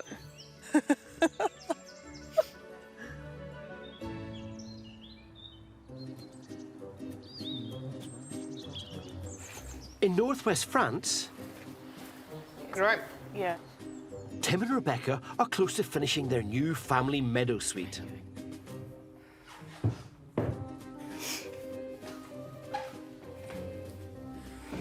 I don't like it. Right, here we go. Good. Let's get it up. Slightly wonky, but then most of the pictures in this house are slightly wonky. In the suite's second bedroom, Tim is constructing some old bed frames left by the previous owners. We think it's nice to use stuff that was in the house rather than getting new stuff every time. They don't need much work either. Nothing a little bit of glue won't sort out anyway. Yes. So they just finish them off nicely. They kind of add to the... They're very, very chateau-y. They're quite traditional French beds, but they're quite grand as well, so... In the bathroom, Rebecca's adding the final bits of decoration and is very happy now the noisy tap problem has been resolved. All it was a loose washer kind of vibrating when the water was coming through under pressure. So Tim's just put some new washers in, I think. But yeah, I don't think he was particularly pleased with me because he liked the other taps better, but I like these ones, and now they work, so it's fine. So we're all good. It's taken 3 months, but Tim and Rebecca have finally done it. The old room has been transformed from an empty space into an elegant family guest suite that has style and sophistication. I had no idea what it was going to look like. That's because you're not Literally right up until it was done. Dressed in opulent fabrics and rustic furniture, the arts and crafts theme honours the history of this wonderful chateau. In the second bedroom, the antique bed frames give it the charm of centuries ago. While the bathroom combines modern fixtures with vintage finds, creating a stylish mix of old and new. I feel a bit relieved that the Meadow Suite's complete because it's been a long time coming. Yeah, I feel relieved as well. Having 3 rooms ready for guests is going to be a big help financially. We can see that we can survive this year now, where at the beginning of the year we really couldn't see that we could survive this year. Yeah, so we kind of feel comfortable now that we won't have to pack our bags and leave, which is nice. No. Here's hoping they have lots more guests to stay.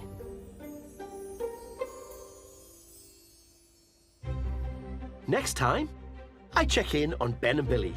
This is a big old build. This is not a trivial sort of amount of work. As they start the next stage of their library. I think it's working out. I've actually really enjoyed doing this. Tim and Rebecca face an uphill battle. I think we are 10–15% in, which doesn't feel very good.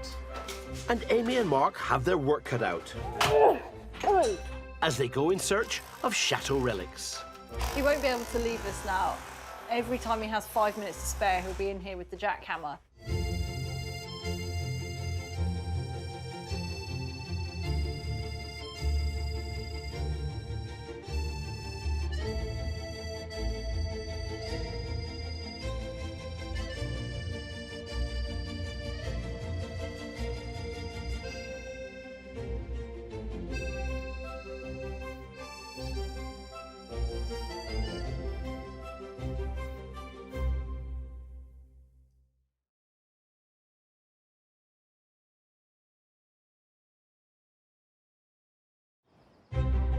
I'm Dick Strawbridge, and with my wife Angel and our 2 children...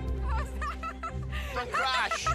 We're nearly 5 years into our French adventure, restoring this once-abandoned chateau. That one! It's been a lot of hard work. Oh, that's heavy. But a lot of fun too. Families.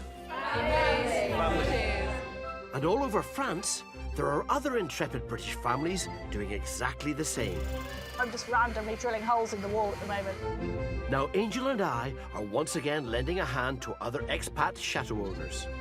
That's working for me. I love it. We'll meet some new faces and some old friends. And we'll reveal more about our own chateau life. You're Monsieur Dick! There'll be plenty of highs. Yay! And lows. No. But however hard it gets, Whoa. they're all battling to transform these abandoned buildings It's not the size of the wine press that matters, it's what you do with it. Yeah. into extraordinary homes and businesses. Oh, this is wonderful. To live the dream as custodians of their very own castle. Today, it's an uphill battle for 2 chateau owners. I think we are 10–15% in, which doesn't feel very good. As they prepare to host some special guests. It's just having a chateau, it's just how it is. I check in on one family. This is a big old build. This is not a trivial sort of amount of work. As their skills are tested to the limit on their latest project. I think it's working out. I've actually really enjoyed doing this. And 2 new owners have their work cut out as they go in search of some chateau relics. He won't be able to leave us now. Every time he has 5 minutes to spare, he'll be in here with the jackhammer.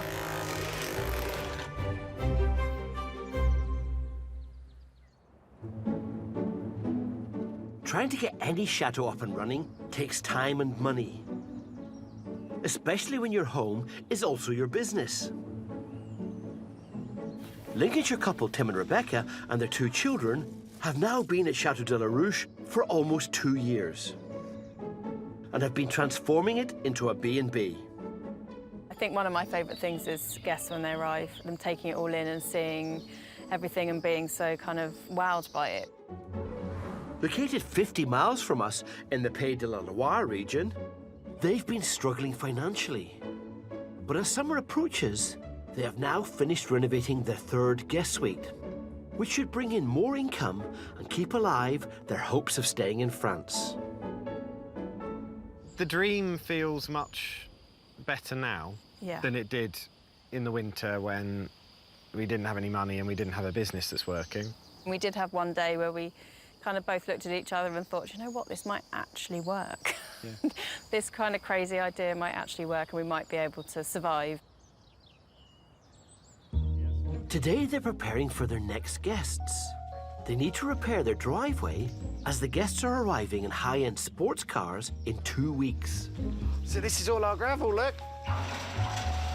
So Tim and live-in mate Dale are at neighbour Alain's farm to collect 30 tonnes of gravel. It's got mud, it's got sand, it's got big gravel, it's got little gravel, and it's really good because you can compact it down on the driveway and make it nice and solid. It's going to be a big job.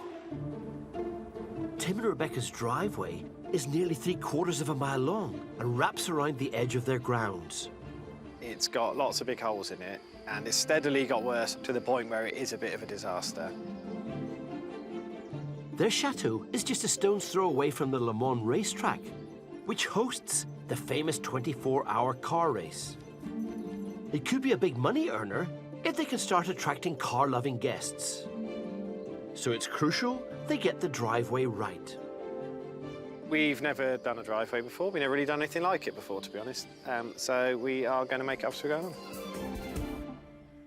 Thankfully, neighbour Alain has agreed to let Tim and Dale use his tractor and trailer. Alain?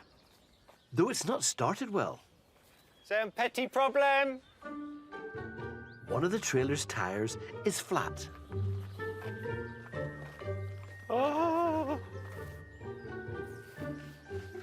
Pneu or il a l'intérieur aussi? Big problem. Oui. This is what we call getting LaRooched.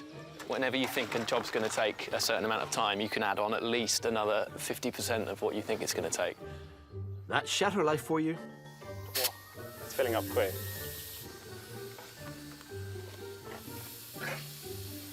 Luckily, it appears to be an intermittent issue. Valve's leaking. If you move the valve, it leaks. Oui, c'est bon. It only leaks if you manipulate the valve, so as long as it doesn't move too much when the wheel's going round, we should be all right. With the problem solved for now, Tim and Dale head back to the chateau to start laying the gravel on the driveway. With help from Rebecca's parents, who are over from the UK.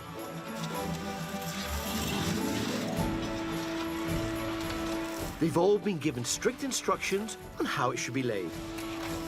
The drive was the first reason I fell in love with this house.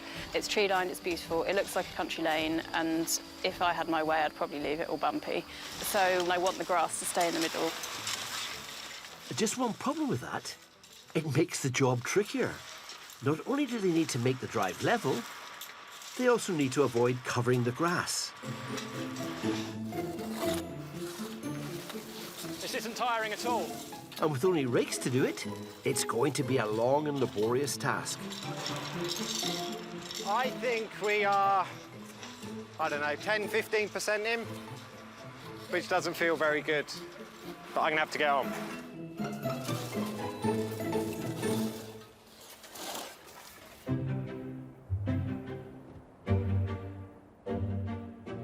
"300 miles away in southeast France is the impressive medieval Chateau les Rosières, set in 130 acres of land. It's the new home of Brit Amy and French husband Mark, who moved in last year. When we first came here, I felt an overwhelming sense of peace, and I immediately felt like I'd come home. It was that sense of your whole body and mind relaxing as you come into an area that normally only happens when you go back to the place you were born. Our chateau is a place where we can happily spend a week without feeling the need to go outside. Located just an hour and a half's drive from Lyon, their long-term plan is to open it up as a high-end B&B and host yoga retreats. They've been working on their eco-friendly sewage system for their ensuite bathrooms.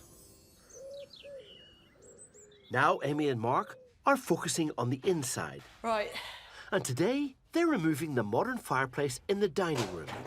Yeah, that's it. This room's one of the main rooms where we'll receive guests who are coming. So when we do posh B&B in the room just above this one, we can't exactly just shove them in the bedroom. They've actually got to have somewhere else to go. And so the idea is to have this as the dining room, as somewhere that we can bring them for nice dinners and to sit and to really kind of get the feeling of being in a chateau, because this is one of the grandest rooms in the house. And it's just incredibly incongruous to have a completely modern false wall made of plasterboard.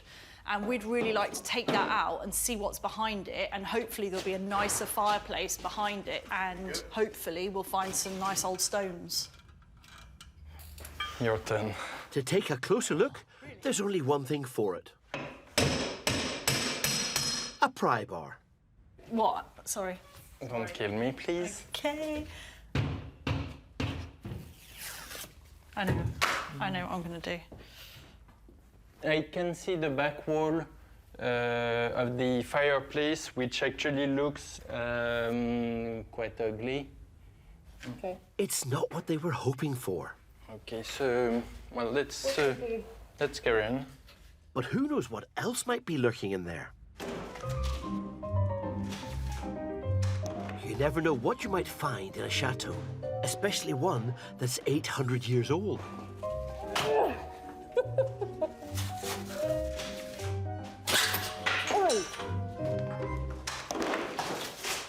So what we've found is we've gone back about 50 centimetres and we've found the same fake granite painted wall behind as is on top, which is a little disappointing. I think I'd hoped we might find real stone.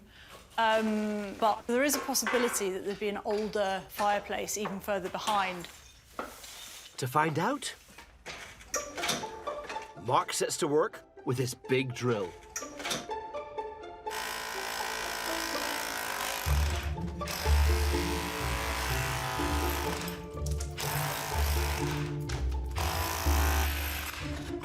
And I've hit a stone behind it. It's looking promising. I'm gonna try to make a slightly wider hole.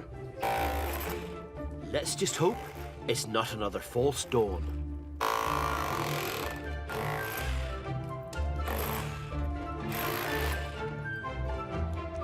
So we can see that this was the original layer of stone, because it's covered in soot. Ah, so it's the old fireplace. So this was the original fireplace.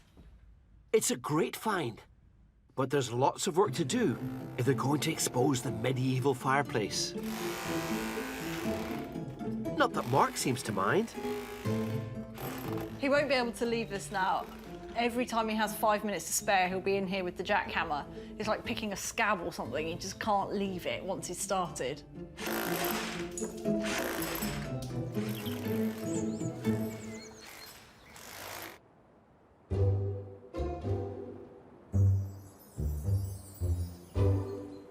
In northwestern France lies the beautiful 19th century Chateau La Grande Maison. Musicians Ben and Billy have been renovating it into a luxury guest house and events venue. It really was love at first sight.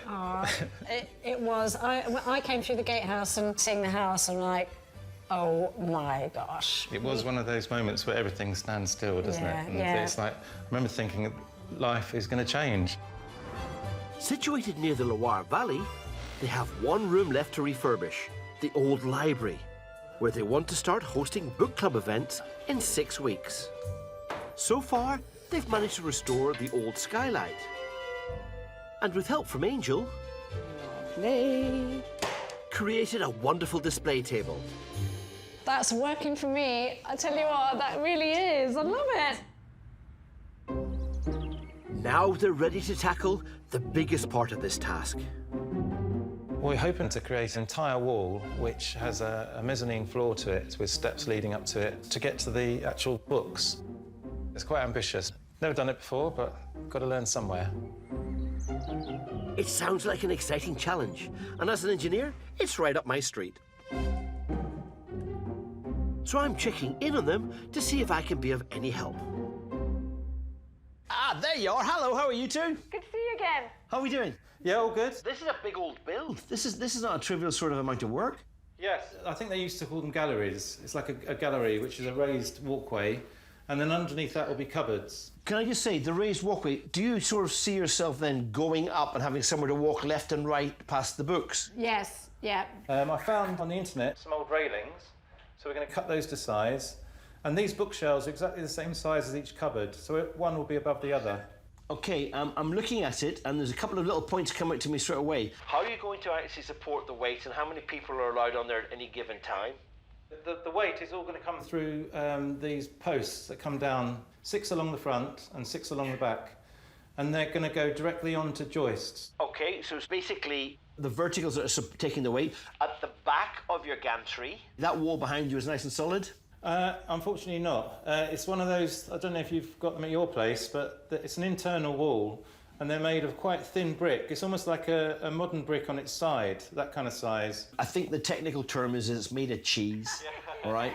I wouldn't trust that at all. Do not use that for anything structural. I'd be very aware of putting anything on it because it'll wobble. Yes. I bet if you go over there and push, you can make it wobble. Yeah. Now, if it is like that, what I have done to increase the actual strength of it in the past has actually been to board it. For example, in our downstairs loo, we've actually boarded both sides, which doesn't sound like a lot, but by boarding both sides of the wall, it just gave us much more structure and integrity to put things through to hold it. And that was just because I didn't like it being able to move. No, okay. No. But your advantage is all the weight's acting down. Yeah. Your test needs to be... Next time I come to see you, I'm going to go do some river dance on your gantry. Yeah, look forward to That's it. River dance. And when I do river dance on your gantry, if I see you go slightly pale, you know it's not strong enough. Please don't wear a kilt. Who'd wear a kilt up in the air in a gantry? That would be wrong at every level. It's a lovely idea. I love the drawing, I love the concept. I can't wait to see what you're doing with the place and just think how strong it has to be. Yeah. Fantastic. Okay, great advice, Dick. Thanks so much for your help again. Thanks. Thank you. Bye. Thanks, Take care, Dick. Go get on with it. Bye. I love the sound of this project. And Ben isn't hanging around. He's already cutting out bits of old garden railing for the balcony. I'm a massive fan of upcycling. Not only does it save on waste, but it also saves you a quid or two. Looks much prettier now. It's all the small bits.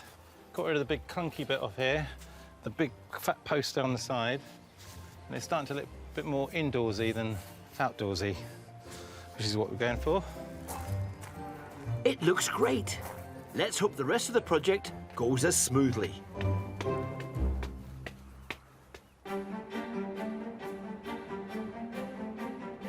Over at Chateau de la Ruche, Tim, mate Dale, and Tim's in-laws are still resurfacing the 3/4 of a mile of driveway with 30 tons of gravel. I'm knackered already, and we've only done one trailer full. I couldn't even tell you how many more there are to do. Maybe another 5 loads, 4 or 5 loads. I don't think it's going to be enough to cover the drive. They have guests arriving in top-class sports cars in 2 weeks. And the resurfacing job is being made all the more difficult as Rebecca wants to keep the grass in the middle of the drive. Doing a perfectly mediocre job of filling in the potholes, but I think it looks rubbish at the moment. Cue French neighbour Alain. who has come over with his tractor and is already rearranging the gravel.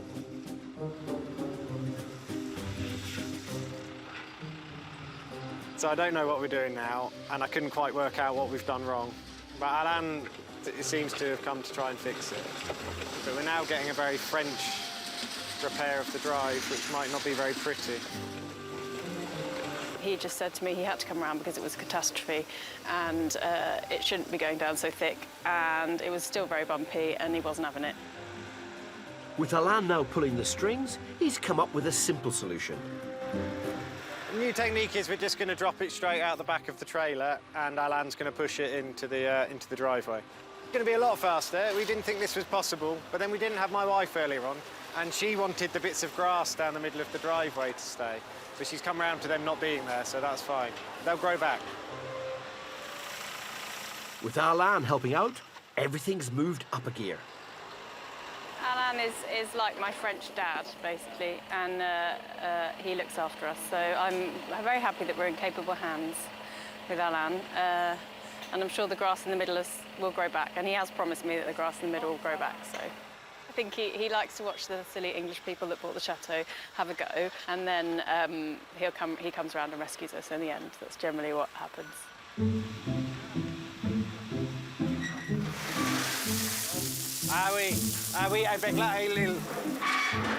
Having a handy neighbour is certainly a big plus for Tim and Rebecca. However, despite laying 30 tons of gravel, there's only enough to cover half of the driveway.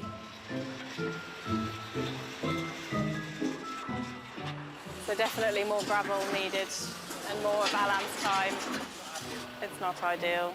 It's just having a chateau. It's just how it is. Oui, c'est parfait. Until they get more gravel, they're going to have to keep Alan sweet. Un petit bière, Alain? Oui. Oui? Petite bière, ouais. Tout la russe? Oui, tout le la château. Petit bière? Un petit... British beer? Non, c'est le bière français. Ah, oui. OK. C'est très bien, Franck. Oui, oui le bière au mont. Ouais. Oui. C'est bon.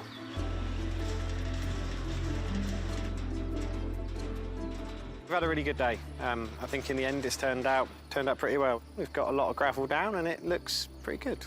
Definitely, you can tell the difference. But we've still got quite a lot of drive to finish. With Alan, I will speak to him very, very nicely and ply him with beer, and hopefully he'll come back and help us another day. Yeah. So, and then we can get it finished before our guests come in their nice cars. I'm sure we can.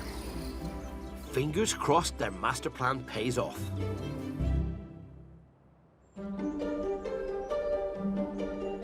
In southeast France, at Chateau les Rosières, Mark has been busy in the dining room and has uncovered an ancient fireplace.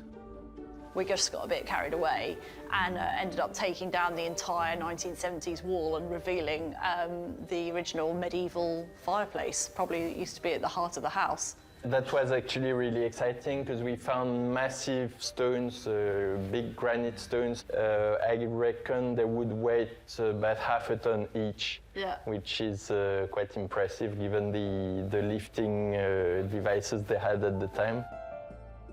Now they just need to clean off centuries of soot from the stonework. So Mark's borrowed a professional sandblaster, and it's going to be a messy job. The main problem you have when you sandblast is the dust. That means that you can't see anything, and also you can't breathe, so you need to wear special equipment. So this is a ventilated mask that's linked to the air compressor.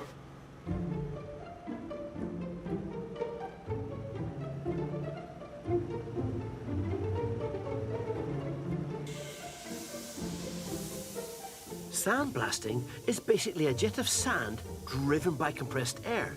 It shoots out so fast, it scours everything in its path. It's a simple but time-consuming job, and right up Mark's street. So all Amy can do now is take a back seat. One thing about Mark, he rarely gives up, so it might take him till midnight, but he's going to keep going. It's a bit frustrating not being able to help. I just have to stand and watch. Or have a cup of tea, that's another option. Sounds like a plan to me. Although before Amy has time to put the kettle on, It's just coming through the house. She spotted a problem. All the dust is coming through this door. This whole room is now full of dust, and then it's going through the other, this really fine dust, so it comes through any crack, and it's just working its way through the house, and it'll be absolutely horrendous to get out. When you're dealing with this much dust, it's always best to tape up the doors beforehand. But better late than never. It's a bit like bolting stable door after a horse has run away. Never mind, Amy. I'm sure it'll be worth it when the fireplace gets finished.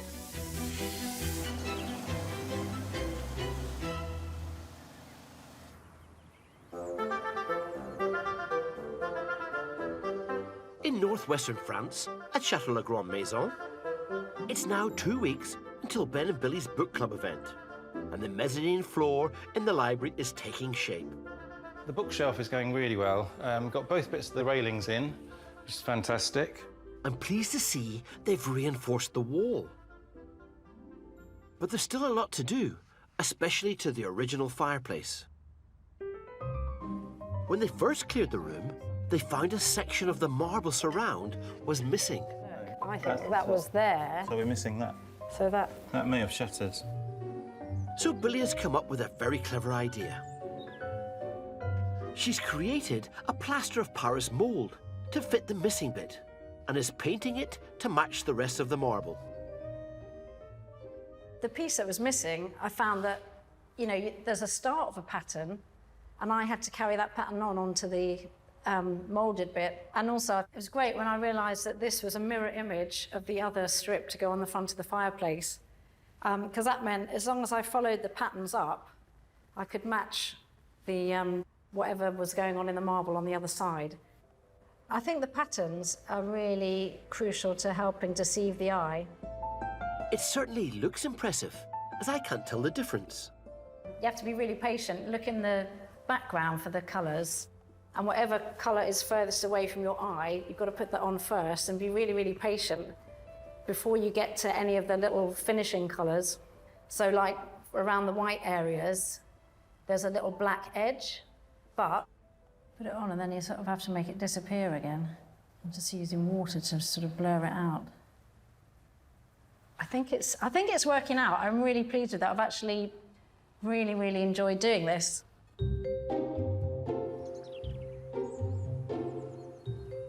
Outside, Ben is making mouldings for the front of the bookshelves to give them a 19th century feel.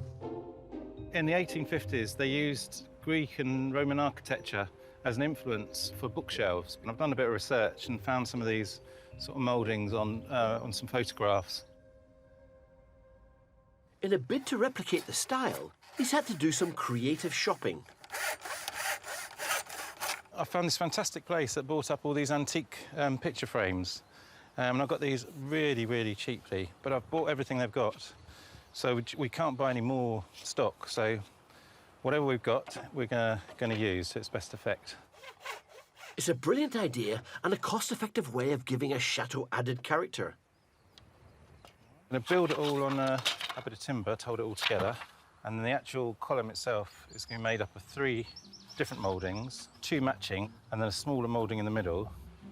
I'm going to build the bottom piece of timber up so it kind of steps down. You start getting a feeling that something heavy could be sitting on that.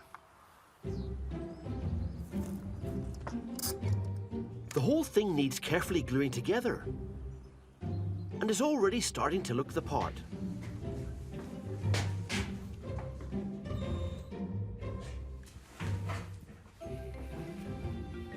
That's going to be great. I can't wait to see it finished. It's another baby step forward, and I'm looking forward to seeing it too.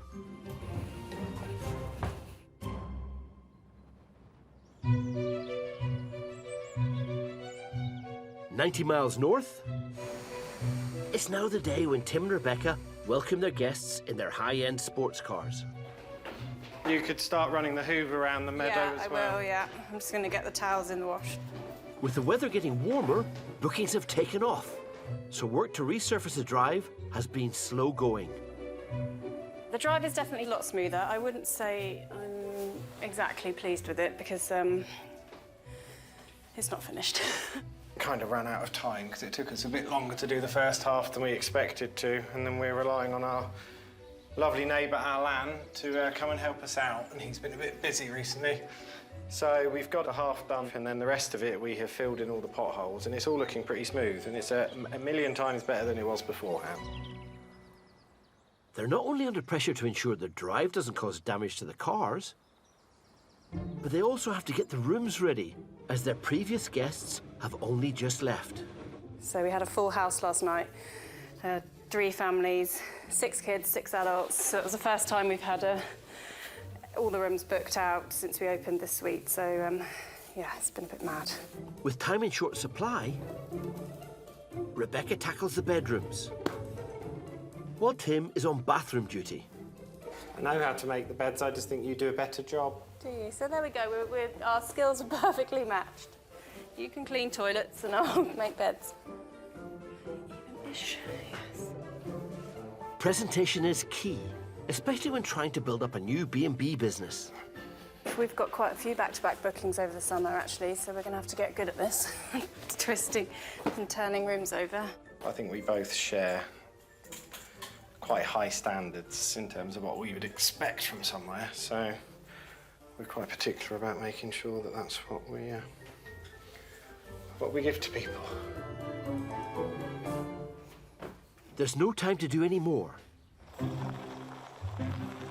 as the guests are here.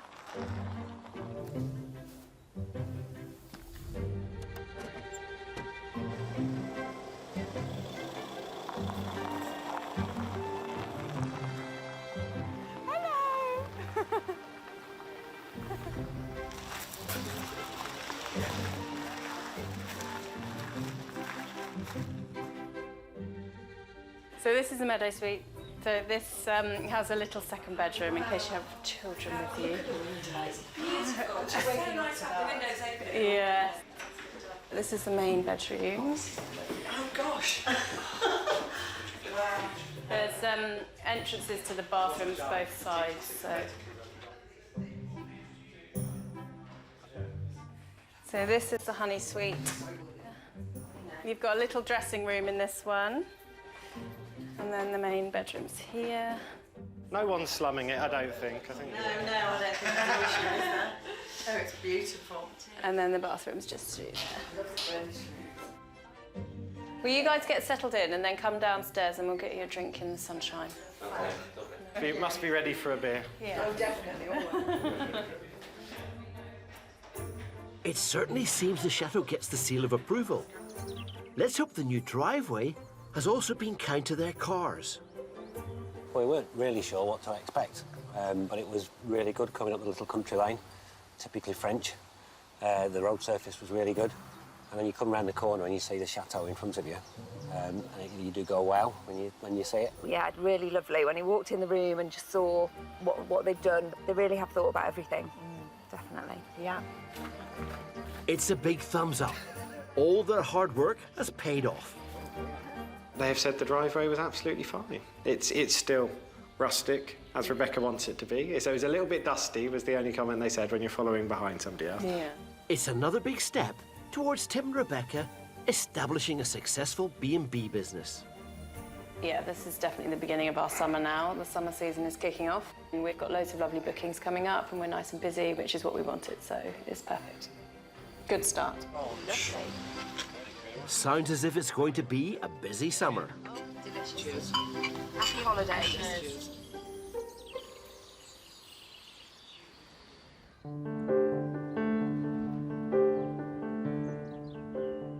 In southeastern France, Mark has finally finished cleaning the medieval fireplace. It's also been repointed, and remarkably, they have also found yet another original feature. When we uncovered the fireplace, we realised that there was some big holes in the wall where they used to hang the bracket, which the cauldron would have been hung over the fire. Now, Mark had seen a picture of the fireplace and it had a big bracket that hung above the fire. And we were a bit disappointed there was nothing left there.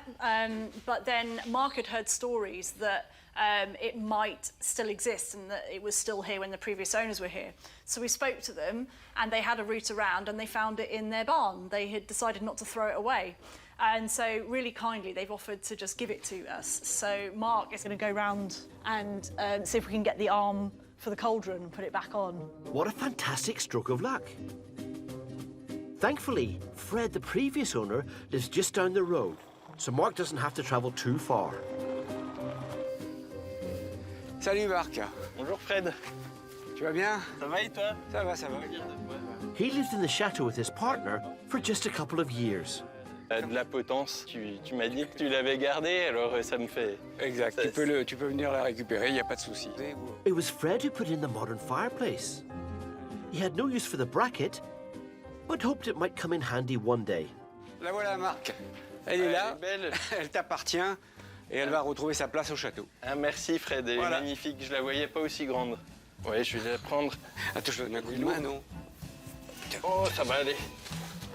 La potence, je trouvais qu'elle était très belle, c'était vraiment une très belle pièce. Et c'est vrai que quand nous t'avons vendu le château, je suis parti avec la potence. Voilà.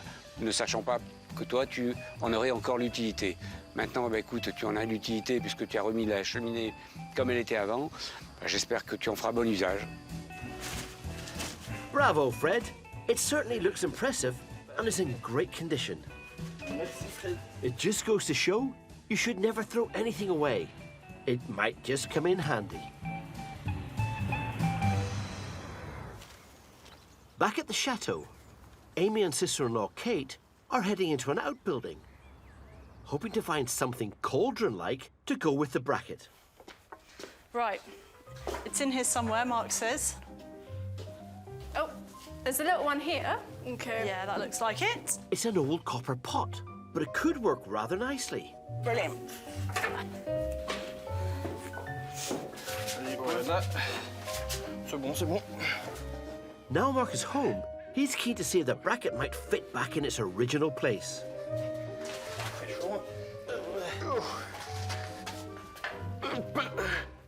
With help from brother Etienne. Non.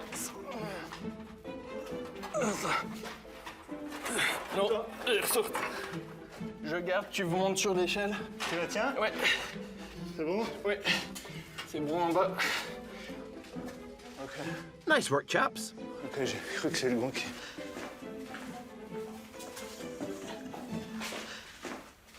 Ooh, look at that.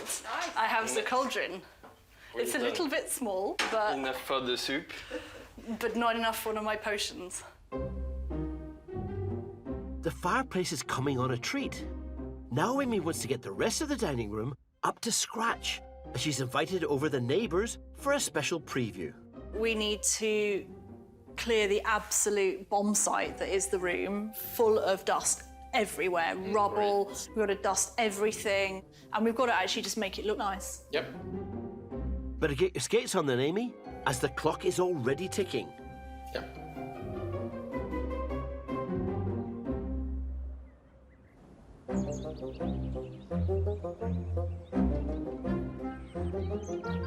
At Chateau La Grande Maison, it's the day of Ben and Billy's first book club event, and the library is still not finished. How much more are you doing with the front? You just put that block on the top? Yeah. Okay. However, Billy's restoration of the fireplace has worked seamlessly. It's worked out great. Just looks like it's all intact and wasn't really smashed up. It's an impressive job. I really want to spend some time over the mouldings for these, so I'm going to do those another day. Well, can I just interrupt you, because we've only got about an hour before Right, okay. we're coming We better in. crack on with it then. I'm just going to start bringing things in to dress the room, otherwise just run out of time. There's lots to bring in. Maybe we should put it on his end and try and slide it in. They're dressing the room with furniture from local charity shops, like this three-piece suite they picked up for just over £80. Yay, it's in! Oh my goodness, well done. However, the centerpiece is the display table. It's filled with curiosities from their own garden. That looks amazing, Billy. Really, really incredible. I'm really pleased with it. It's come out great. The room is coming together very nicely, Ben, down on the left. which is just as well as the guests are starting to arrive. It's amazing, isn't it? It's gorgeous. What a lovely space. Well done. Well done. Oh my goodness. 5 months ago, their old library was nothing more than a dark, dingy dumping ground. Now, it's an elegant, sophisticated space that has all the charms of centuries ago. Ben's impressive mezzanine level gives the library a unique feature and provides the perfect backdrop for book club events. Welcome to the library. Very cozy and inviting.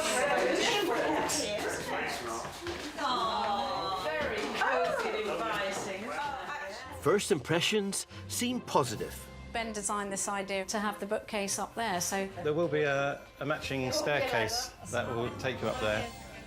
Coming here for a book club, coming here to relax, a really nice idea, most impressed. Who wouldn't want to sit there and be pampered in a lovely fire in the winter? Gorgeous. All of Ben and Billy's hard work has paid off. it's gone so well. We just pulled it all together at the last minute. They reacted like it was a special place to be. Yeah. It felt like that, and we, Yeah. you know, we've put our hearts into it, so Absolutely. we feel it's special. It's a great asset for the business. Cheers, everybody. Thank you very much. Thank you. Cheers, Martin. Great work. I can't wait to see what they get up to next.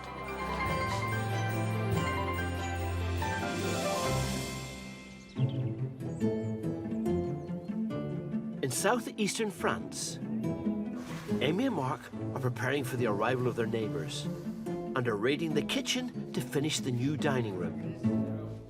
So we want to move this wood burner into the dining room.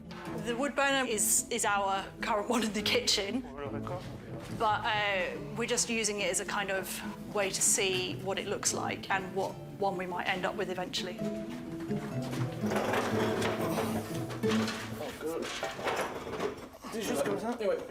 Oh, it looks better than I thought. I thought that was going to look really rubbish in here, to be honest. But that's really cute. Oh, I rather like that. It's taken a lot of hard work, but having peeled back many layers of history, they've revealed and beautifully restored the Chateau's medieval fireplace. Now, with the help of some of their family, they're racing to get the dining room looking at its best. They want to make a good impression, as it's the first room they've renovated for their high-end B&B. There's still lots that I want to change, but for the first time I'm looking at a room that reflects us and feels like us and our home. With the room dressed and food on the table, all they need is their guests. Bonsoir! Right on time, French neighbours Sonia and Didier arrive with their two sons. And Amy and Mark are eager to find out what they think of the room. Oh! Qu'est-ce que vous en pensez? Ah, c'est magnifique, hein? C'est vraiment beau, hein? Est-ce que vous voulez essayer les fauteuils? Allez!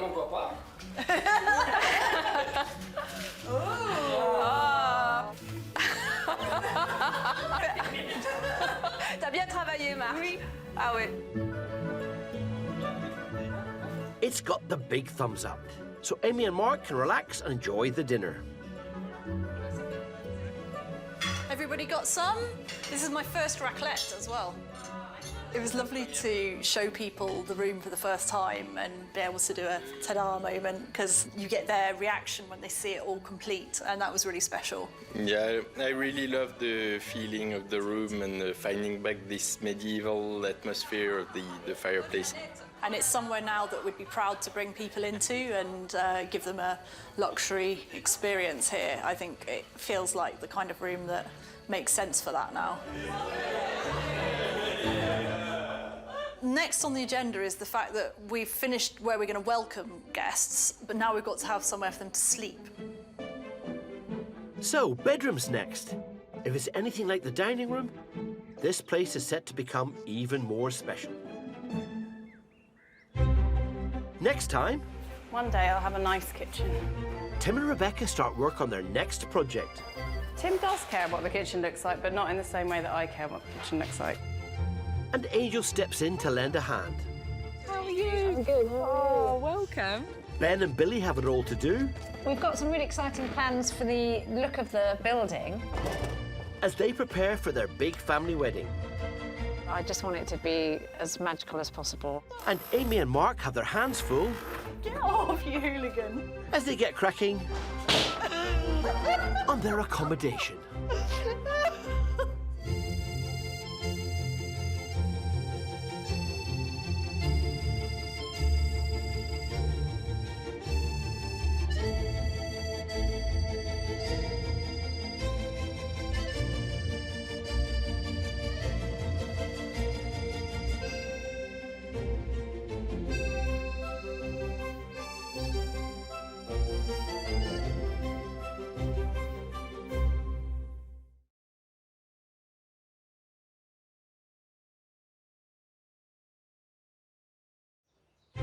I'm Dick Strawbridge, and along with my wife Angel and our 2 children, we're nearly 5 years into restoring this once abandoned chateau. There's something quite sort of majestic about it. I feel like you're in the clouds.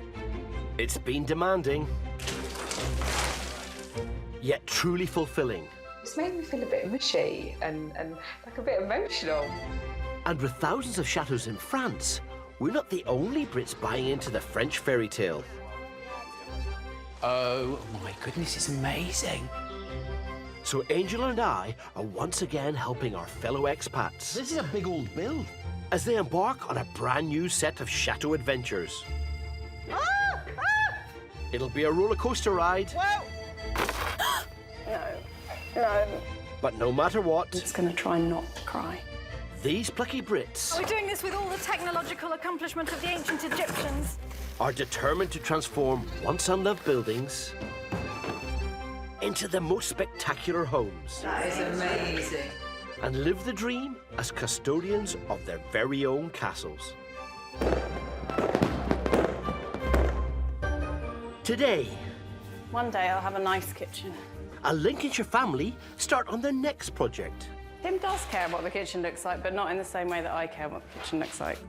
And Angel steps in to lend a hand. How are you? I'm good. Oh, welcome. 2 expat musicians have it all to do We've got some really exciting plans for the look of the building. as they prepare for a big family wedding. I just want it to be as magical as possible. And a new chateau-owning couple have their hands full Get off, you hooligan. as they get cracking on their B&B.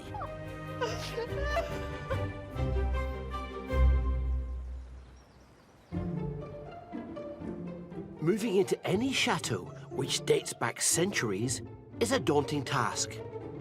But doing the work yourselves can save you lots of cash, but not necessarily time.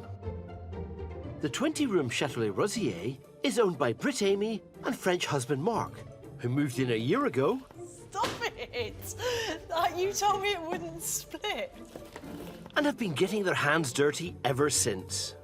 I never took on this project because I love DIY. The idea, some people who spend... She never told me that before we went into that project. And I'm just really looking forward to the end product. Do you really think there will be an end? Yeah, there will be. Please say there'll be an end. Located an hour and a half's drive from the city of Lyon, they're hoping to open it up as a high-end B&B and run yoga retreats. They've just finished renovating the dining area, where they uncovered and restored the chateau's original Inglenook fireplace. Now in one of the outbuildings, Mark and Amy have made yet another discovery.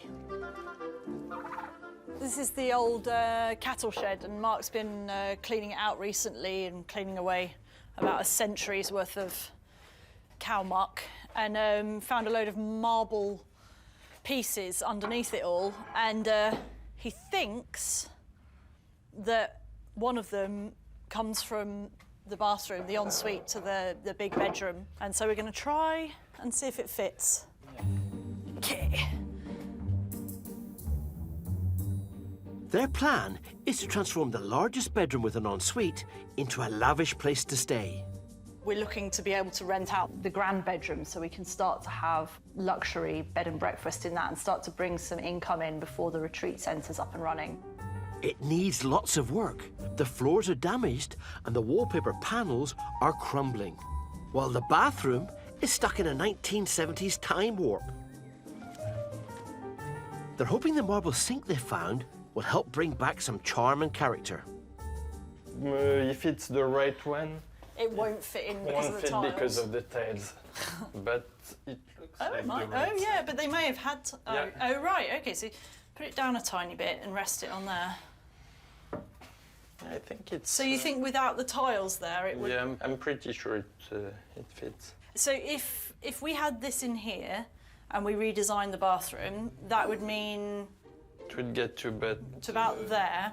Didn't we come round to saying that we think the toilet can be there and the shower there? Reconfiguring the bathroom will cost more money, but it'll be worth it if they can fit that lovely sink. Really, the only downside for me is that I never envisaged having 2 sinks in here, but it is a really nice idea to kind of find an original feature and put it back, because previous owners have kind of gutted the place and thrown loads of things away and lots of stuff was destroyed. And so it's quite a little nugget of gold that we found deep in the manure-soaked cowshed. So I think, yeah, I think it might be a good idea to go with it. I wholeheartedly agree, Amy. Now Mark wants to get stuck into removing the outdated wall tiles. Here we go, serious stuff. Although Amy wants to avoid damaging the walls underneath. Stop it! Get off, you hooligan. As there could be original stone worth preserving. You need help? No. All right, come on then.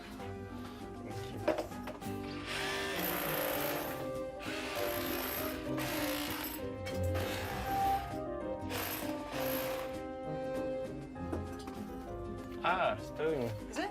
Ah! This is stone. You won't damage it with that, will you? No. No? It doesn't look like an extremely nice stone to me, because it's quite rough and irregular. The stone might not be worth protecting, but the tiles still need to come off.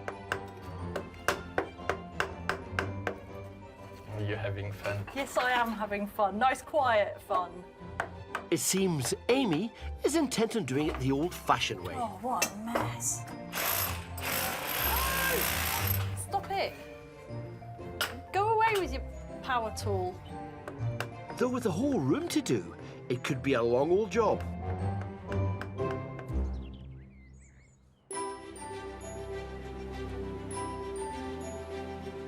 "300 miles away is the picturesque Chateau de la Ruche, set in 15 acres of land. For the last 2 years, it's been home to Lincolnshire couple Tim and Rebecca, and their 2 children, Rufus and Laurie. It was the land that made us want it, I think. I just loved the kind of countryside aspect of it, the outside space, and the fact that it was just a very beautiful, very French-looking house. Located 40 miles from our place in the Pays de la Loire region, they run it as a B&B and have recently created a stunning 3rd guest suite to bring in some much-needed extra income. We wanted it to be, when you walk in the door, it's kind of luxurious and special, and you feel like you've come somewhere that's just a really lovely place to be. One of their most pressing projects is the kitchen, which is currently spread across 2 adjacent rooms and is causing nothing but headaches, particularly when you're cooking for guests. The sink in the little kitchen doesn't work. So if I need water, I have to walk from the little kitchen into the big kitchen. The fridge is also in the big kitchen because there isn't room in the little kitchen. So I'd probably just add to my step count immeasurably every day, just walking backwards and forwards to the sink. Rebecca's had enough. Today they're moving everything into the larger room to create an interim kitchen. So this bit is just going as is. So we're going to take the worktop off that bit, aren't we? That was the plan. Yeah. We have been living in a terrible little kitchen for the whole time. It's very tight. And while she's doing that and I'm trying to clear up around her and get stuff taken out of people and stuff, it does get a little bit cosy in there. For now, they're using the existing fixtures and fittings until they have enough money to create Rebecca's dream kitchen. I am very much looking forward to the new kitchen. One, because of the space, and two, because it's the first room we'll actually be doing for ourselves, because every room we've done so far has been for the business and for the guests. And it, hopefully, when we get some money, will be my kind of forever house dream kitchen. Also on hand to clear stuff out is live-in mate Dale. The obligatory drawer that everyone has in their kitchen. One day I'll have a nice kitchen. Tim is very anti, well, not very anti, well, fairly anti my spending money. Tim does care what the kitchen looks like, but not in the same way that I care what the kitchen looks like, so... I didn't really want to compromise. Well, I don't really want to compromise. There are solutions. For our first year, we worked out of a small service kitchen. Until I had the time to fix up the original one in the basement. At the minute, it's a shell. Before long, it's going to be an amazing place. It took a lot of hard work, but it's incredible how far your money can stretch with a bit of creative know-how. So today, Rebecca has popped over to our place to meet up with Angel. Hello. In the hope of getting some inspiration. How are you? I'm good. Oh, welcome. You're very welcome. I brought you some flowers from the garden. Gosh, they look... And a lemon drizzle because... Oh, my God. Do you know that that's my favourite?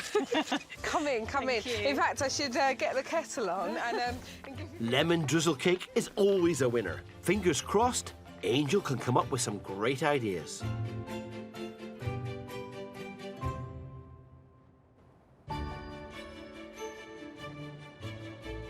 This is the stunning 19th century Chateau La Grande Maison. It's home to musicians Ben and Billy, who've spent 8 years renovating it into a luxury guest house and events business. A chateau life is pretty special. You know, sometimes we find ourselves complaining a bit about the workload or something like that, and then you just have to pinch yourself and remind yourself of how privileged we are actually to be in a place like this. Located near the Loire Valley, they spent the winter transforming the old library to host book club weekends there. Sometimes the best way to enjoy the house is to see it through other people's eyes. You know, that's why we like having guests here. You know, we get such great feedback from people. And that gives us the motivation to keep going, because we feel like we're doing something right, and when we get that feedback, it's special, isn't it?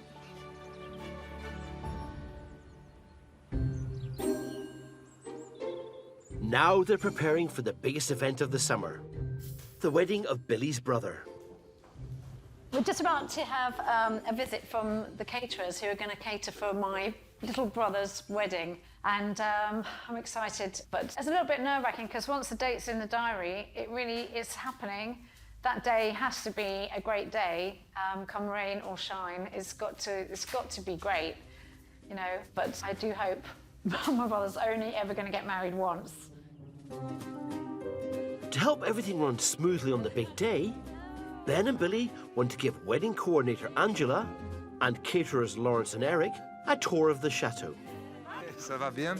Merci, et vous? Ouais, très bien. So we'll try the orangery first, shall we? Okay. We finished this last summer. We've got 2 doors so it's easy for people to get in and out. So it's a nice space for people to mingle. And there's a balcony on top of here as well. Wonderful.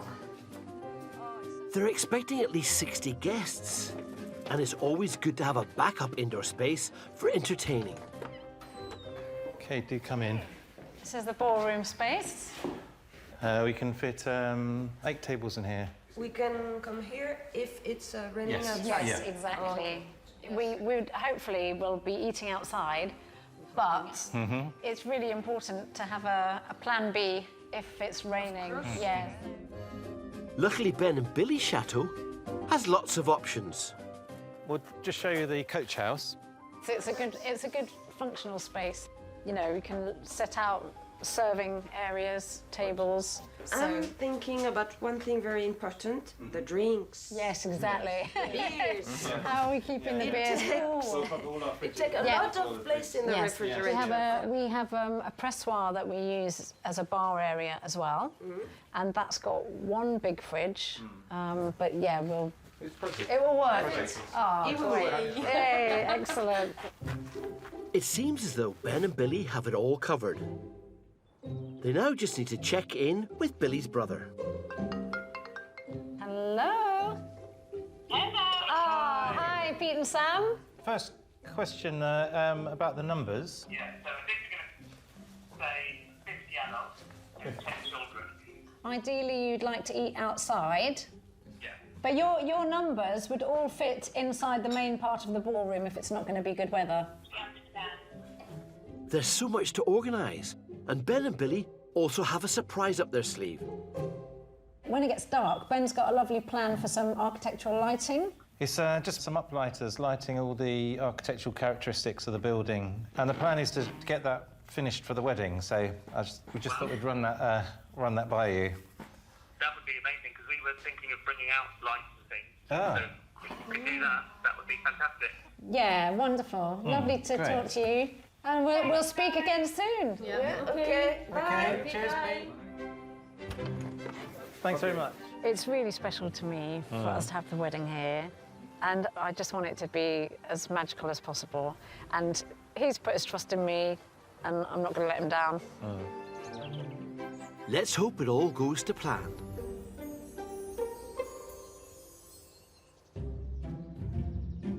"260 miles away at Chateau Amy and Mark are working towards creating their first luxury guest suite for their B&B. So far, they've chipped off all the 70s tiles and ripped out the bathroom. Now they're starting work in the bedroom. That's one. They're removing the old wallpaper panels and have roped in friends Claire and John, who are over from the UK. The boys' team have already got 2 of the panels down, and we haven't even got the edging. I think they're beating us quite substantially. Oh! Got it? Jobs like these are never straightforward. To me, the simplest way is to start like this. And then you have a little leverage point, and you can pull it from here. Merci.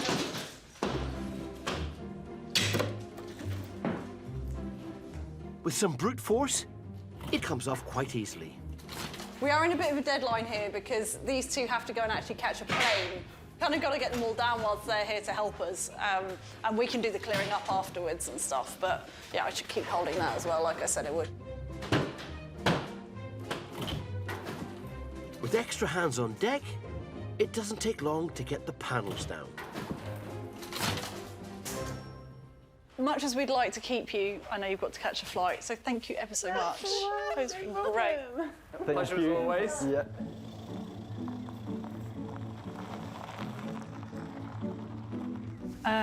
Do you want some gloves? With the demolition of the bedroom complete, it now needs a good tidy up.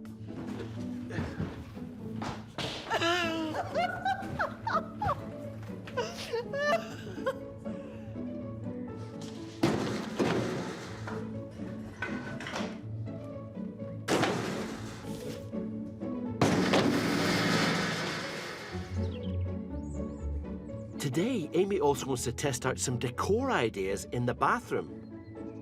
After being inspired by old murals she found while clearing it out. We found these beautiful little murals painted into the plaster, which is really cute. And they are on that wall and all around behind the door here. Mark's really keen to keep them, but unfortunately the walls have been a bit massacred around them, and I think you have to be a bit careful in a place like this of keeping stuff just because it's old. If it doesn't look very nice, it's not really worth it. So they've decided to try painting their own mural instead. Mark has replastered the ledge under the window, and Amy wants to test out a section there. I'm going to just try and do a vague imitation of what they did there, just as an idea, some inspiration. So I'm going to try and do little pink flowers that have actually turned out blood red, but there we go, and some a yellow middle and some brown stalks. Amy's using natural pigments to paint on wet plaster, in keeping with the old murals. Isn't that cute? It looks very cute. But it looks, apart from it not being the right shade, it looks just like the ones that used to be there, no? Yeah, it's really nice. Do you want to have a go? No, you want to do the... No? I wouldn't volunteer either, Mark, but adding your own personal touches does make it more special. You know I'm not good at that. No, I know, but it's a really enjoyable experience. I promise I won't judge you. But I will, Mark. It's quite a naive form of painting, so it doesn't matter so much if your painting's a bit naive. It looks good to me. I can't wait to see how this turns out.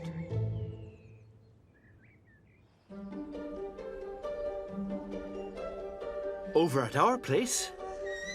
Wow, this is amazing. Thank you. Chateau owner Rebecca has popped around in the hope that Angel can come up with some creative ideas for her new kitchen. So I've seen a picture of your kitchen. Tell me what stage you're at now. Is it the same, or like, Yes. What's it like? What's happening? What have you got? We were using bits of the old kitchen, so when we arrived at the house, we had a tiny kind of galley kitchen. Then we moved kind of the units and stuff out of there into what will now be our kitchen. Okay, great. Which is nice. But yeah, so interim, and it functions. Okay. Doesn't look pretty, but it Well, functions. you know, we had our service kitchen, and that was our interim kitchen for up until our wedding, so about 11 months. Yeah. And it was fine, Yeah. because you know that it's not going to be your forever kitchen. Yeah. And you just get on with it, don't Yeah, you? you do. So what's your dream kitchen like then, in your mind's eye? In my mind's eye, the dream kitchen is kind of very eclectic, lots of old pieces of furniture, beautiful granite worktops, very easy to keep clean. And I was kind of trying to convince Tim that we needed some very nice wooden cabinets made and all this kind of stuff. And You don't? No. I'm sorry, I'm with Tim on that one, and I feel like I will be on your side most of the time. But actually, I don't think you do. No. So, but in your in the picture that I've seen at the moment, you've got sort of melamine cabinets, and you've got this beautiful sort of centre island, beautiful. I think if you try and paint all of that, which is probably the plan, isn't it? Uniform colour, you get this gorgeous bright space. And I think in the kitchen, that having that lovely bright space is going to be sort of the key to making it just yours and wonderful. To give Rebecca an idea of some of the things we've done, Want to come and see the kitchen? Yes, I'd love to. Angel wants to show where I spend most of the time when we're hosting big events. Okay. Now this is, I say it's Mr. Shortbridge's kitchen. This is where he would stand. Yes. So now I know you've got an island. Yes. And a Mayburn. Yes. But this counter top, honestly, it is indestructible and it's really worth. If you're going to spend money anywhere, don't spend it on the carcasses, because you can do them cheaply. Yeah. And I know you've just got that eclectic taste in you. I mean, you know, we use things that we find around the place. There's copper tin there, and you know, and it's just it's nice. It's homely, and it's stuff in here that makes Dick smile. Yeah. So always little bits and pieces. Lovely. You know, they've all got a story. One of the stories that still makes me smile is how Angel created vintage-looking tiles for a fraction of the price. Dick said, You're not allowed to spend £10,000 on tiles. I've no idea why. I think you do. Angel printed her designs onto transfer paper and heat pressed them onto sublimation tiles. And I've got 600 of them to do.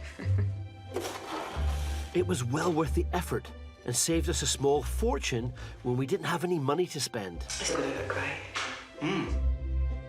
This technique can be used on lots of kitchen items, and Angel wants to show Rebecca how she can personalise hers. And this must keep you fit up and down the stairs. You would think so. I hope she's going to like it.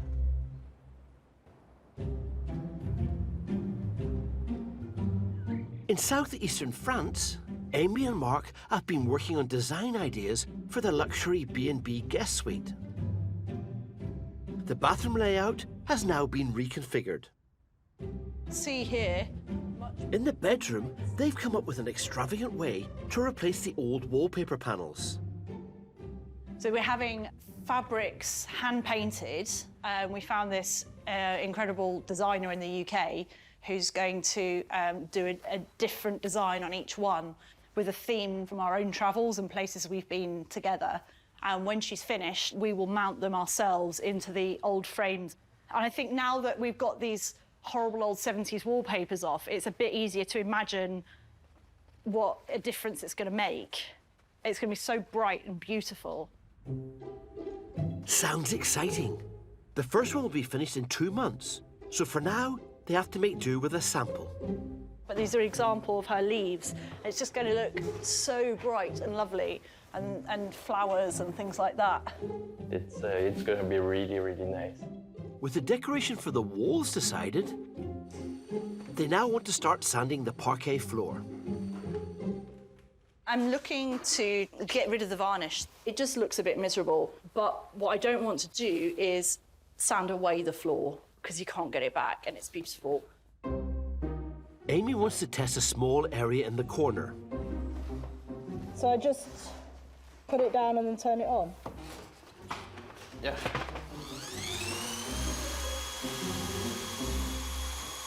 The sander they have to hand is meant for walls and ceilings, so they're not going to do the whole job with it. Rather than try to follow the veins of the wood. Okay. So you do it like this on this side and then like this.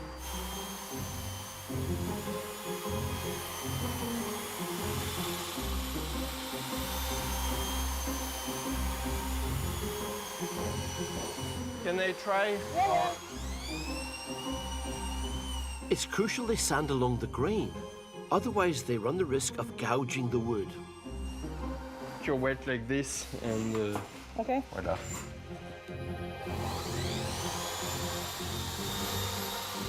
Their ultimate goal is to remove all the old varnish, then finish it with beeswax.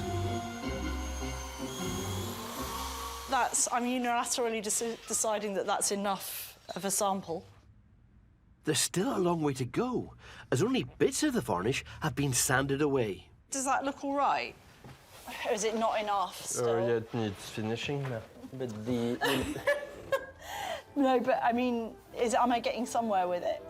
Is that still not down no, enough? This is good, that's not good, that's not good, that's good, that's good, that's not good.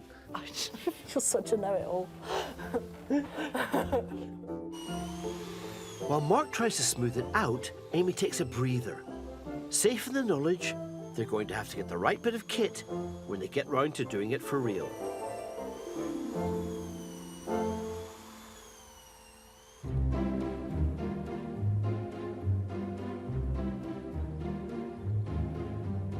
Over at our place, Oh, this is lovely. I want one of these. Angel has brought Chateau owner Rebecca up to her craft room in the attic. It's a nice place to be for me because it's so high up and calm and quiet. Yeah. She spends many hours up here working her creative magic and wants to show Rebecca a simple way to personalise her new kitchen without it costing a fortune.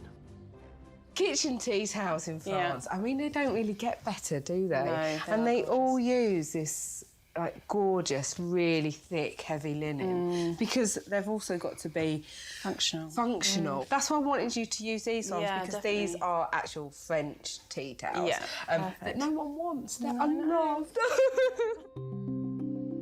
Angel loves a tea towel and wants to customise some for Rebecca. By using her Chateau logo on plain ones, she's picked up for €1 each. Right, do you want to cut the rest of these up? I'm actually just going to press these. Okay. By simply transferring the logo onto a standard T-shirt transfer, it's a straightforward job. We're going to use a heat press for this because I've got one, but you totally don't need a heat press. Okay. You can just use an iron. It doesn't take long. 20 seconds, in fact. That's a hot baby. Yeah, that looks really good.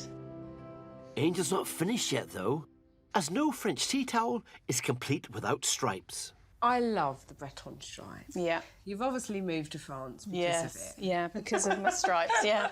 So I think we should be inspired kind of by that. And the colours, which is obviously, it's navy blue, but it can be a red and you know, different things. In order to create coloured stripes that don't wash away, Angel is using watered-down fabric dye. The water and the fabric dye makes a lot of difference, doesn't it? It does, yeah. Really stops it from being so intense and makes it sort of a lot like kind of old tip fabric. Yeah, and then it looks like it's aged. We all all like old things, don't we? To finish them off, they need to be left to dry. Lovely. Yeah. Before giving a final iron to set the dye.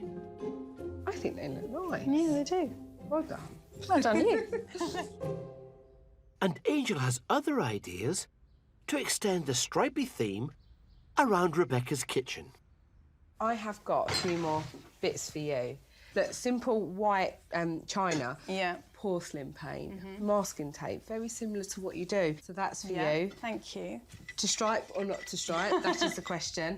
But if you put a little bit of a Breton stripe on these. Yeah, perfect. Last but not least, your works of art.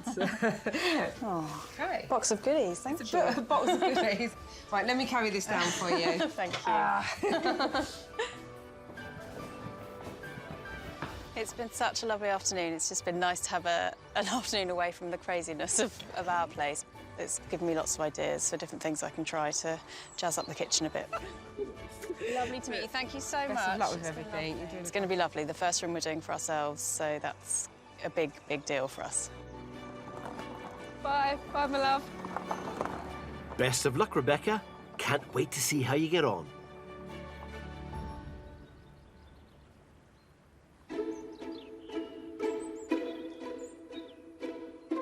Over at Chateau La Grande Maison, it's just over a month until Billy's brother's wedding, and she's determined to make it a day to remember. What's the plan? Right, this whole space. So she wants to transform a small disused room in an outbuilding to have a bit more outdoor space. I think making this into a little Moroccan outdoor lounge. That'd be lovely. Would that be nice? That'd be fantastic. Well, I don't think we need to do anything with the walls or the floor. It's really characterful, isn't it? Just give it a good clean. Yeah, I just think just dress it. I've been picking up all this Moroccan stuff. I love everything Moroccan. And I've got these nice big cushions and, you know, like brass things and little lanterns and stuff. So I think literally make it look like, you know, like if you went to a bazaar. Yeah. OK, but Billy's not the only one on a mission to impress. Ben started working on the Chateau's lighting display, which he hopes will provide the perfect backdrop for the evening celebrations. As soon as I saw the house, I knew we had to do some beautiful lighting project. It was crying out for it. It's taken a while to get around to it, but this wedding, a lot of the events are all in the garden, the evening meals in the garden, so it's a perfect moment to get this project completed.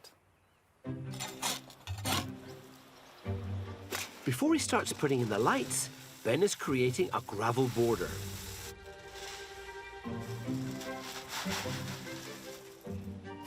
Hopefully I haven't just made the biggest cat litter tray in the village. Or the local cats will find it, hopefully not. To achieve the effect Ben wants, he's bought 26 multicoloured LED lights for around £170.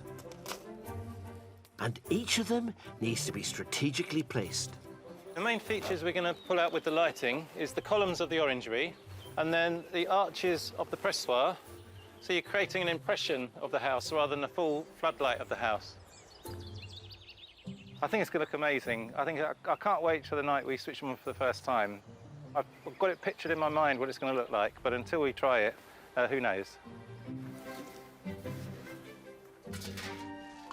Never get tired of that. Billy's also made good progress in the outbuilding and is using bargains she's picked up at local flea markets for the finishing touches. Can I come in? You can enter my secret Moroccan retreat. You're allowed in. Wow, fantastic.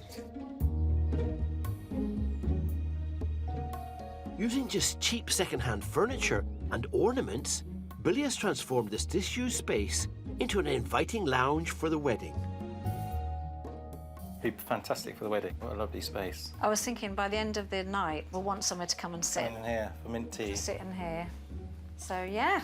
Cheers, bit mint. Cheers. Cheers. Well done.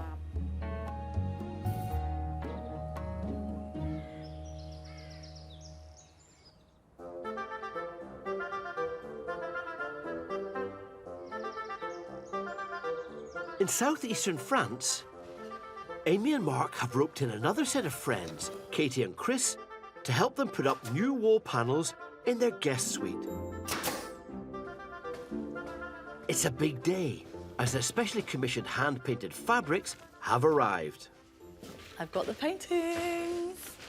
I've smacked the paintings on the wall. Oh, Right. that's exciting.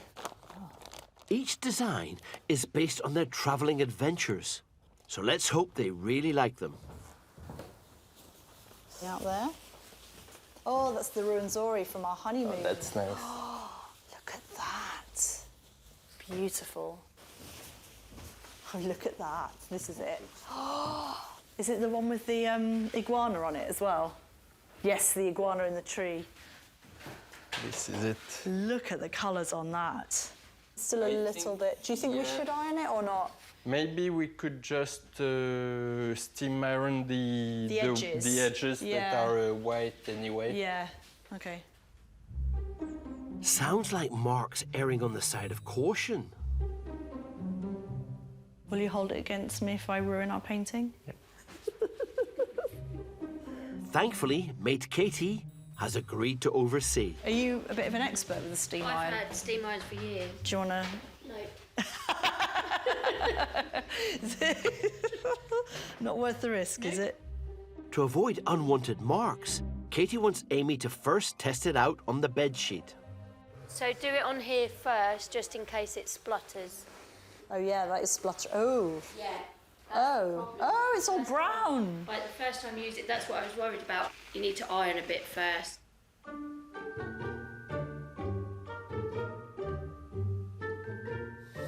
God, thank goodness you said that. Yeah, you don't want to...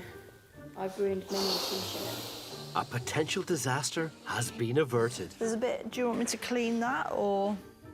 Just not bear thinking about. It's, you know, the thing that goes wrong usually is the thing you haven't thought about. So I've been really worried about ripping it when it's on the wall. I didn't think about what would happen if the iron exploded on the fabric. Yeah. When starting on the artwork, Amy decides not to take any chances and uses a tea towel for protection. My first time using a steam iron on something is when I'm doing something as precious as this. With no harm done, Amy wants to get a sense of how it looks on the wall. Right, see, we've got the top end there. They've already put in a padded panel, so they just have to hang the fabric on top. Up like that. Right, we'll step back and have a look at that.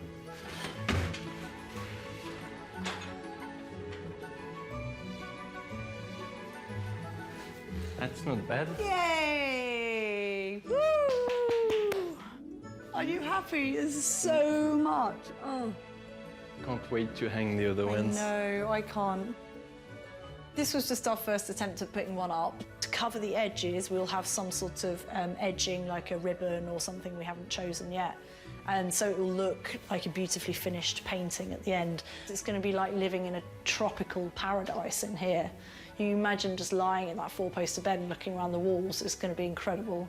I'm so happy with it. It's a great start, but with a floor to do and a bathroom to install, they're still some way off being ready for their first guests.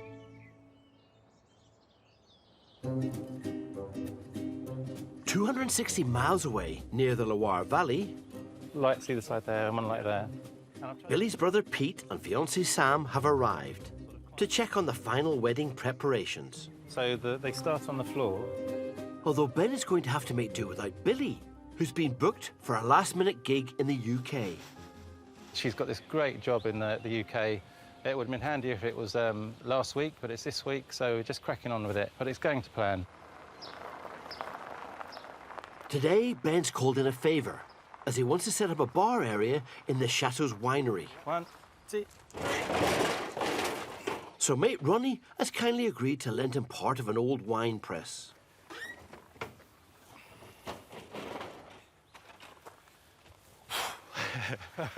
I'm just gonna... My boards are 3 metres. To make the bar, Ben simply plans to stick 3 boards on top of it. 155, so that'll be 150. Voila. And no. But it looks as though it's going to be too wide for them. I think it's too big for the boards. But what we could do is use my wine press for the bar and put this wine press where my wine press is. Sounds like a plan, as Ben's one is a lot narrower. Yours is bigger than mine, Ronnie. Yeah. It's not the size of the wine press that matters, it's what you do with it. Yeah. Maybe go to your left, Pete, and put it in there. Back in the day, these wine press casings would have been filled to the brim with grapes, and using them as a bar will ensure the winery has some extra special charm when it comes to the wedding day. That's going to be great. So we've got a couple of barrels we've bought to go on here. With the bar sorted, it just leaves the boys to put Ronnie's one into place. To me, to you, to me, to you. Oh, perfect. There you go. Time to see what the bride-to-be thinks. I suggested it a bit soft. Oh, that's fantastic. I love it. Oh, brilliant. Let's get the full effect. Sam, Ronnie. Cheers, Pete. There you go, Pete. You want to take one? You have that one? Oh, thanks, Cheers, everyone. Cheers. Oh, fantastic.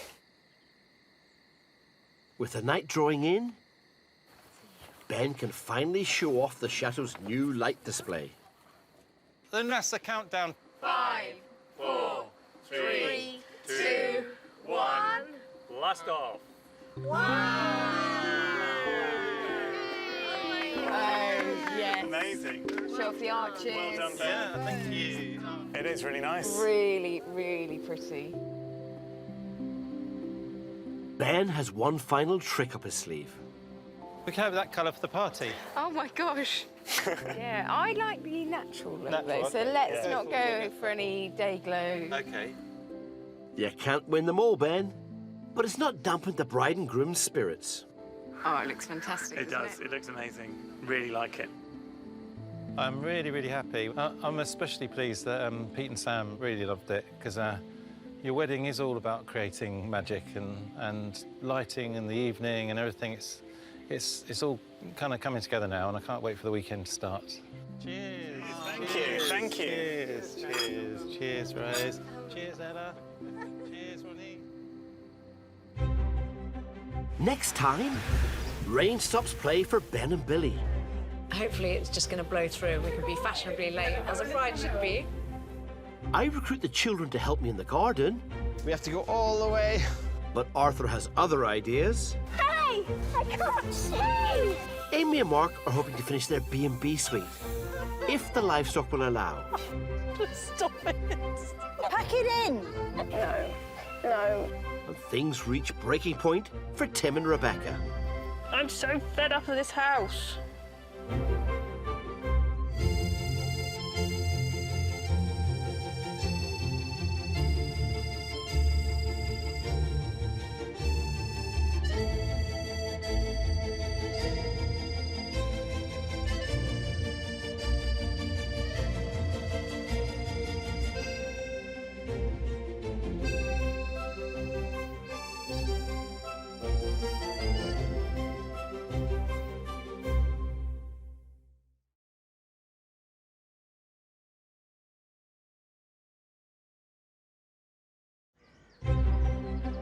I'm Dick Strawbridge, and with my wife Angel and our 2 children, Don't crash! we're nearly 5 years into our French adventure, restoring this once abandoned chateau. That one! It's been a lot of hard work, Oh, that's heavy. but a lot of fun too. Families. And all over France, there are other intrepid British families doing exactly the same. I'm just randomly drilling holes in the wall at the moment. Now, Angel and I are once again lending a hand to other expat chateau owners. That's working for me. I love it. We'll meet some new faces and some old friends.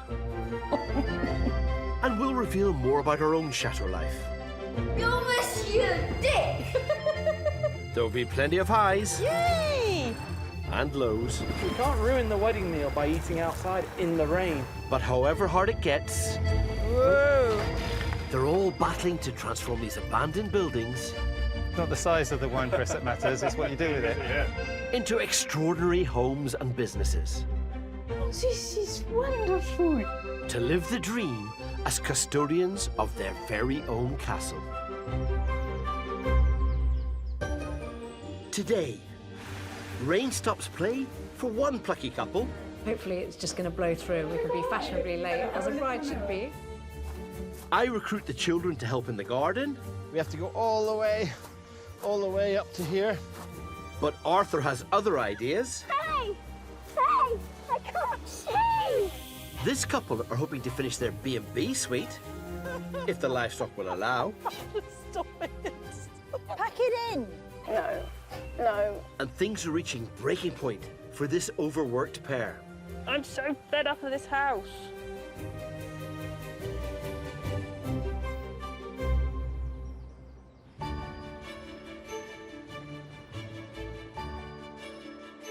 This is the beautiful 24 rooms Chateau de la Ruche. The lucky owners are Lincolnshire couple Tim and Rebecca and their 2 sons,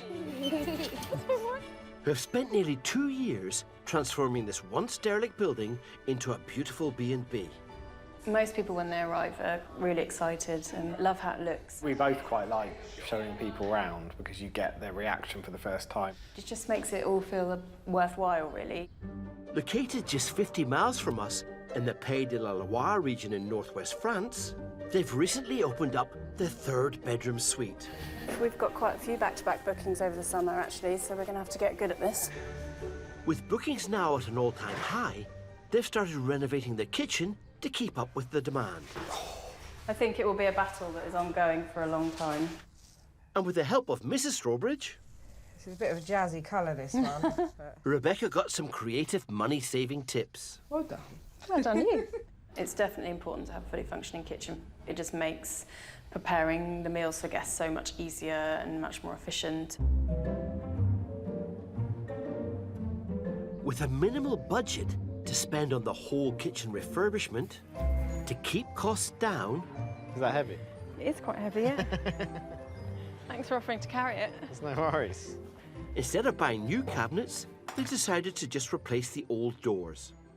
I found them online for £5 each, which was a bit of a bargain. So I managed to buy all the doors we needed and ship them over to France for about 2/3 of the price of one door that Rebecca was looking at originally. However, Tim's thriftiness hasn't been a complete success. They are gross. There's nothing to like about them. You've ordered some lovely candles to go on them, haven't Yeah, you? I have ordered some lovely handles. It should be fine. It should be fine. Cool. And if it's not, we haven't spent loads of money on them. They're just not my taste. So I'm hoping that with a coat of paint, they're going to look a lot nicer. But we shall see. Keep the faith, Rebecca. It's amazing how things can look totally different with a lick of paint. Just ask Angel. There's enough other really interesting things in the kitchen, and these all just blend into the background. Cool. I think that looks nice. Yeah. It should be all right. I'll reserve judgment on the final door. Yeah. Until I've seen them all painted. Cool. That sounds like a cautious thumbs up to me. These two may be counting the pennies, But there's one thing in the kitchen that Rebecca won't compromise on. Right. Worktops. Yep. For me, they need to be super clean, super hygienic. I wanted something that is kind of bulletproof, and I'm very glad that we found a within budget solution. Rebecca splashed out £2,600 of their budget on hard-wearing granite. So Tim and live-in mate Dale are measuring up. I think if we just lift it up, we should be able to just sit it. There we go. Are we happy with the overhang and stuff like that? I think so, yeah. Yeah, so just literally just go for that Yeah, size. that size. Getting these measurements right is really important because the granite is expensive. And I've been allowed it because we've managed to find somewhere online that does it cheaply if we measure it ourselves, which is slightly stressful because obviously there's no leeway in granite at all. So that's why we've bought some kind of inexpensive worktop. And so we've actually got a physical template to make sure that the measurements are exactly right so that when the piece of granite turns up, we should just be able to slot it in. That's the theory. So that's 60, and these are 62. If you get this wrong... To be honest, if we do get them wrong, and it's a bit of granite, it will be a world of pain. Let's hope there aren't any hiccups.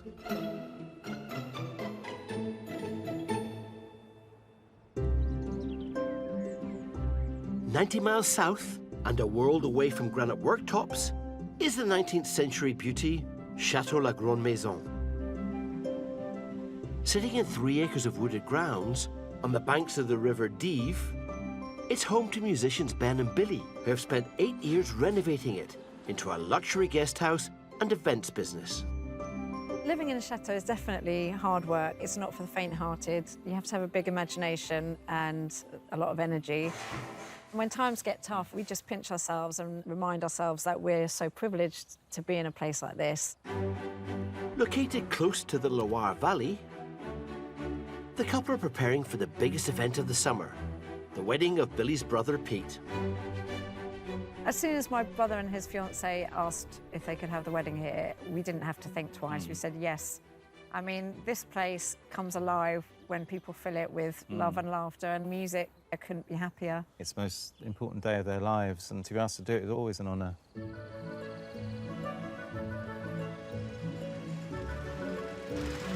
It's Saturday morning, and with the wedding in just 2 days' time, preparations are underway. Everyone feeling fit? Feeling strong? As some of the guests have already arrived, they've been roped in to help.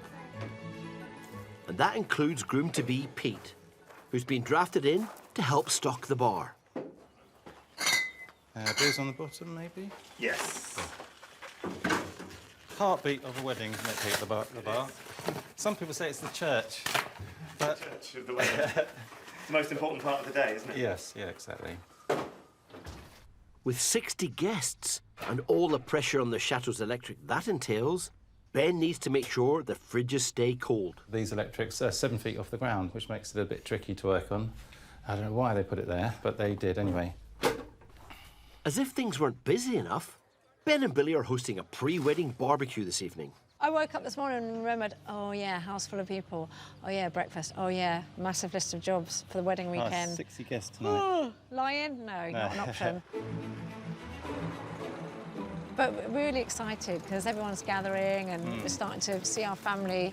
They're amazing because they've all just mucked in with all the jobs. It'd be great to have this amount of staff all the time, wouldn't it? It'd be easy, though. It would. With everyone pulling their weight, even bride-to-be Sam has turned up to help.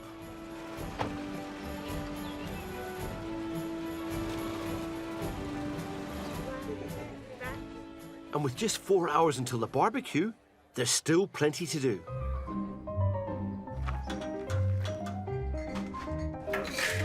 Well, I'm going to be okay for the evening, isn't it? Lovely. Cheers. Cheers. Cheers. Go on then, Ollie, you have a nice rest. There you go. Oh, yeah. Enjoy.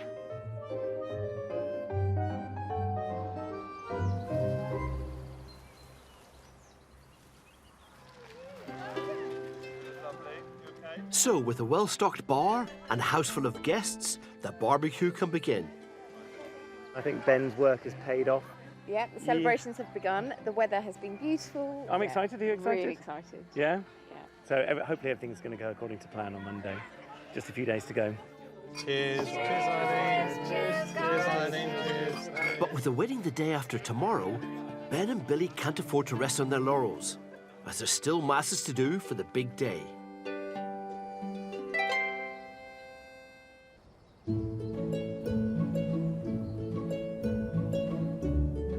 This is the stunning medieval Chateau de Rosières.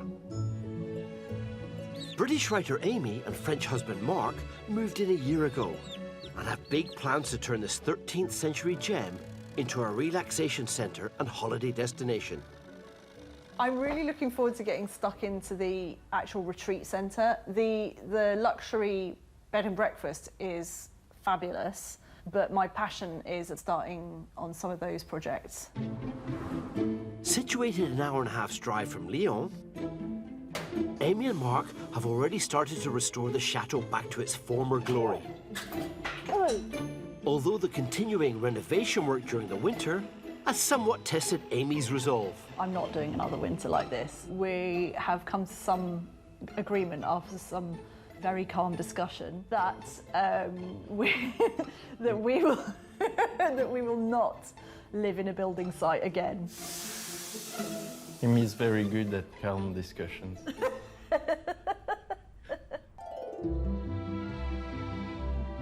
Their latest project is the creation of a luxury guest bedroom suite.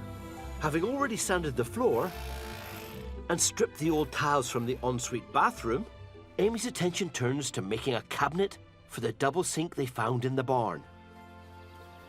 That means upcycling some old and rather tired-looking doors. I'm a tiny bit sceptical about these, actually, seeing them in the light, because they're incredibly eaten. But they're very pretty, they're old, and they'll give it a really rustic look in there. I'm going to sand them, do some wood filler. I might treat the woodworm, and then the fun bit will be trying to bring them to life with a bit of colour. It's the detailed jobs that give you the most satisfaction, ones where you get to work in the tiniest little bit of a feature and really bring it back to life, bit by bit by bit. I think that's what I get the most satisfaction from. Although demolishing large walls is also pretty satisfying. I agree, but you gotta treat the woodworm first. Before applying a much-needed woodworm treatment, Amy needs to make sure that the doors are completely dust-free. Do you approve? What do you think? Which she does, with a little help from friend Joey. Are you coming to help? Come on, then.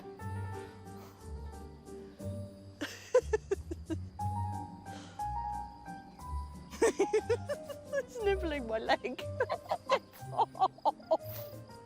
Pack it in. Over amorous goose. Stop it. Is this what they call a wild goose chase? So how's it going? It's going very well. I like doing it one-legged. Joey's not helping hugely, but I've nearly done the woodworm treatment now.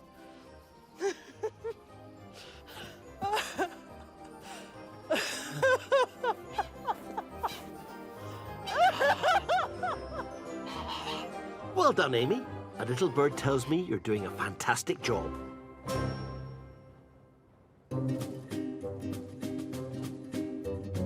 At our place, we've tried hard over the years to make the most of what we have at the chateau. It's fresh rhubarb. Yeah. Put it in for sourness. Here we go. Here we go. I like it. But it's not just about growing your own fruit and veg. Get your geese. Oh, ladies. We can't get enough of our wildlife. And that includes our own geese.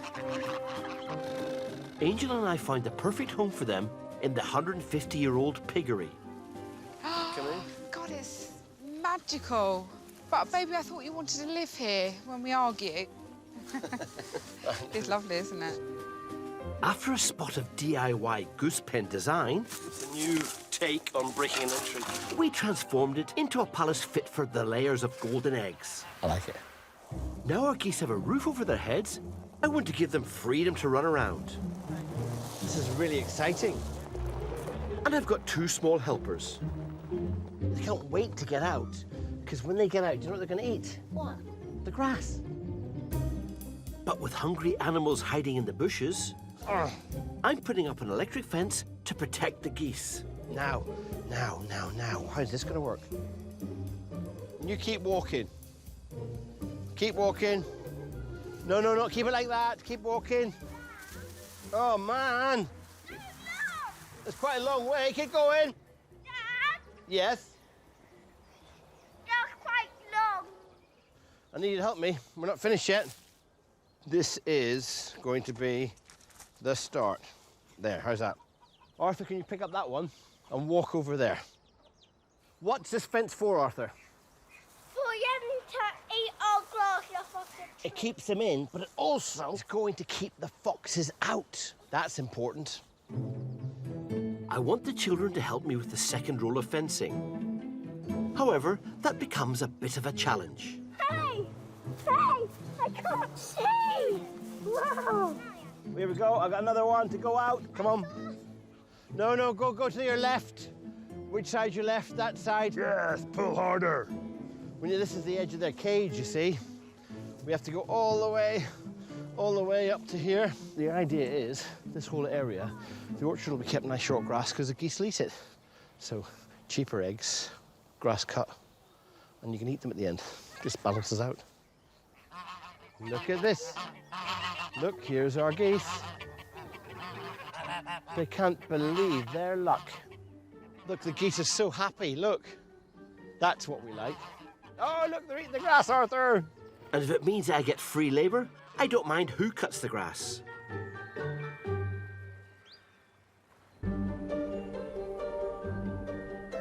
Just 50 miles away at Chateau de la Ruche, Tim and Rebecca's granite worktops have arrived.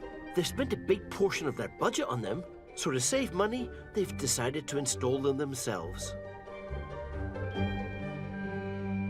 Which has caused a major problem during the fitting of the first piece.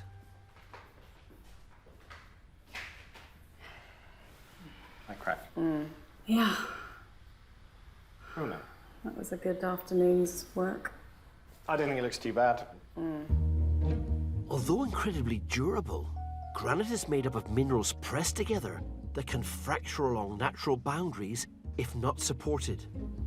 We have discovered that if you drop the granite worktops on the floor, they break, because we broke one. No. I broke one. Thank you. I managed to let go of it at the wrong time, and it fell over and broke. The most amusing thing was that I kind of wasn't shocked that it had happened.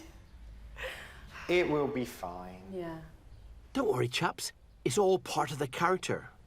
With a bit of careful filling, you won't even notice the break. There's so many cracked and chipped things in this house. As long as it looks fine and is hygienic, I'm kind of happy. Having broken the first piece of granite, to avoid it happening again, Tim and Rebecca have roped in mate Dale to help with the next section. You're doing a brilliant job. The plan this time is to carry the granite slab to the door on a wooden frame that Tim has built. We're going to put it on the frame first to move it? No, I think we move it. Move it like that. It's because it's in its strong. That's it at its strongest. I actually have, like, anxiety about this. Let's pop it on there and carry it around. Yeah. So let's get this next to it, and we'll carry it out, and then we'll lie it down onto it. The idea is that the weight will be evenly distributed. So we just got to try and lift it. Yeah. Ready? Yeah. And go down. And so I think we just lie it down now. Yeah. Yeah. 1, 2, 3. Right. Hang on, there's a big crack here. No. Not sure this is the right time for jokes, Dale. I'm acting as ballast. I don't know what the fuss was about. That was easy. Let's move it. That's fine. Mine stumps. Should I go? I'll go all the way around so then it's at the right angle to go in.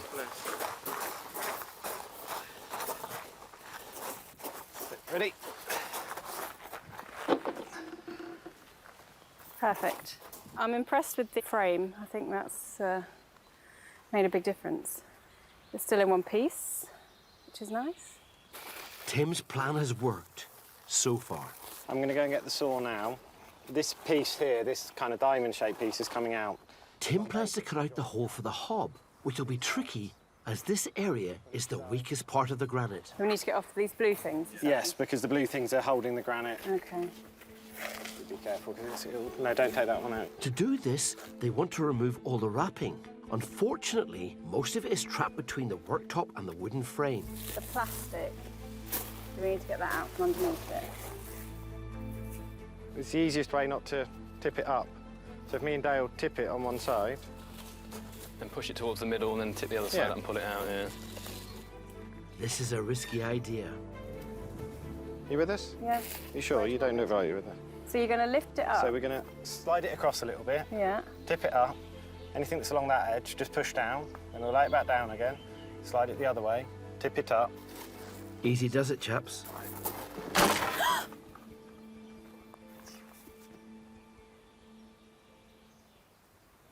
No.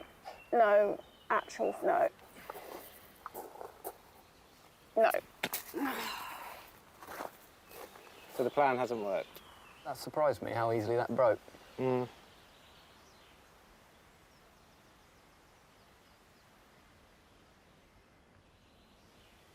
least that's the back edge. It's not, it's the whole thing. Is the front gone too? Oh, Jesus.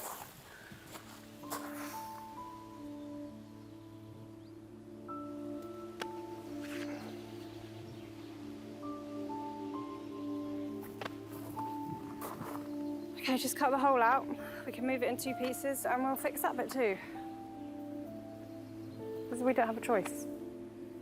Oh, I just want to cry.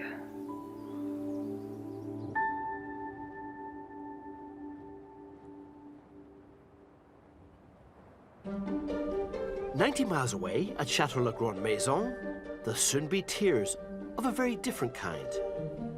The big day has arrived.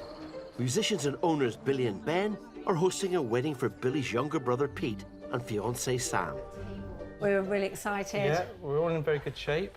We've been keeping an eye on the weather for the last sort of 10 days. At the moment, we're due rain first thing, and then it should clear by the time we're out of the church. But you only need the weather forecast to be wrong by a couple of hours, and we could have a bit of a problem. But we'll have to wait and see. Everything's set up to be outside, so Yes. I'm just hoping that it's going to work.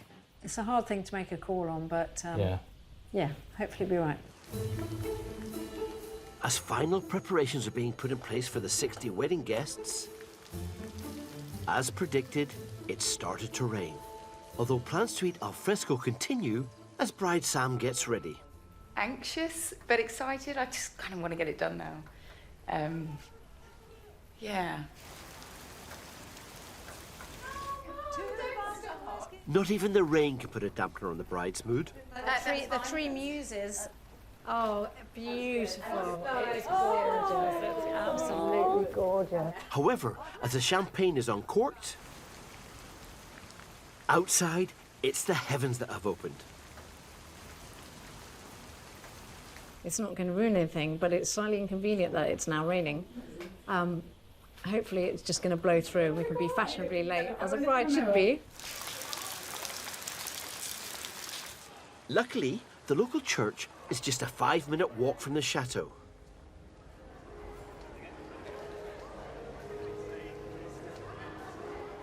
And as it continues to rain outside, the ceremony can begin. I, Samantha Elizabeth Johnston, take you, Peter Joseph Godfrey. With my body, I honour you. All that I am, I give to you. Samantha, I give you this ring as a sign of our marriage. Congratulations, Peter and Sam.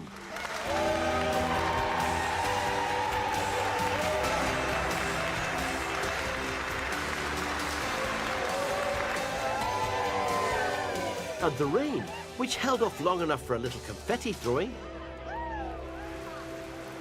soon forces the wedding party back into the shelter of the church. It's been more like April showers, but you know, we're in France. We do get rain sometimes. With the alfresco wedding meal now in jeopardy, all the wedding party can do is wait.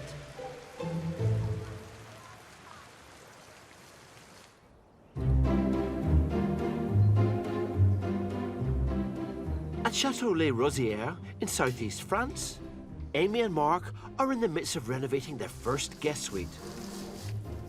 Amy's getting creative, and like Mrs. Strawberries at our place, has decided to design her own tiles. This is my grand mural idea for the back of the shower in the fancy bedroom. This is my rough idea of the design. So I'm currently doing a full-scale version of it, and then I'll trace it and put it onto the tiles and then paint them. The problem is that the tiles, paint, and the firing are extremely expensive. I mean, each pot of paint is worth about £12. So I have to make sure it's right before I do it. I've never done anything like this before. I hope it looks good and not like a 5-year-old did it. As the paint changes colour in extreme heat, Amy is keen to avoid any expensive catastrophes. I'm just setting the programme now. By testing out a tile in a kiln bought especially for the job. I have worked out all my colours. I've painted each one of my paints, 1 layer, 2 layers, 1 layer, 2 layers, so I can see how many layers I need to make it opaque. I really hope it changes colour, but I hope that it's the right colours. I hope the colours don't all bleed into each other, and I hope the tile doesn't melt. I hope it doesn't melt too. While Amy perfects her peacock painting skills, work continues in the guest bathroom where Mark is installing plasterboard. I'm going to put a little piece of insulation behind the toilet just for the soundproofing, so that when we flush the toilet, you can't hear it on the other side. The toilet drain is right against the plasterboard, so I need to cut a little space.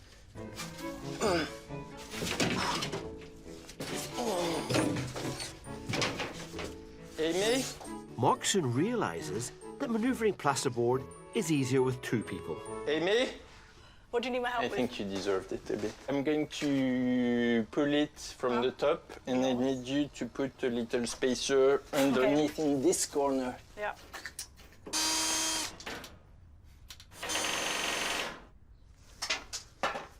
It's not very... So tu? You're a brave soul.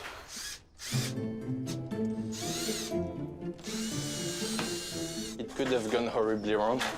It didn't. The finishing will be to grout the wall, and I'll need to put some bands to join the plasterboards and cover the screws. Fully agree, Mark. You have to tape the joints before you plaster.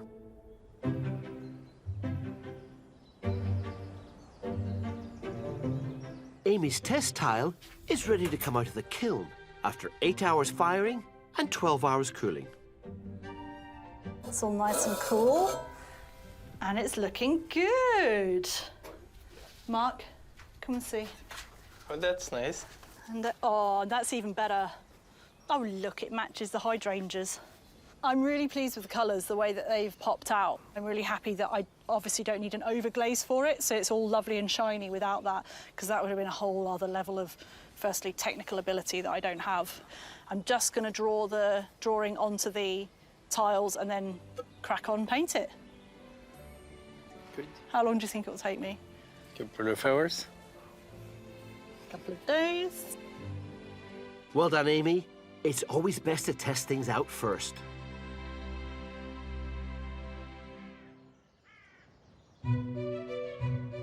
Just over 300 miles north, Rebecca's dream kitchen is causing her nightmares. As tempting as it would be to take a sledgehammer to it, we can't. The granite worktops, which are the biggest cost of the entire kitchen budget, are at risk of not being installed at all. I'm so fed up of this house. The first job is to work out how they can support the cracked area to stop damaging it any further. We need to put something along the front there to support it. We'll fix it. We always do, and it'll be fine. It just takes longer. It'll be fine. And it looks like Tim may have found a solution by simply reusing an old shelf bracket to support the broken front edge of the new worktop. The real flex you've got is that way, but that's not going to matter when it's screwed in.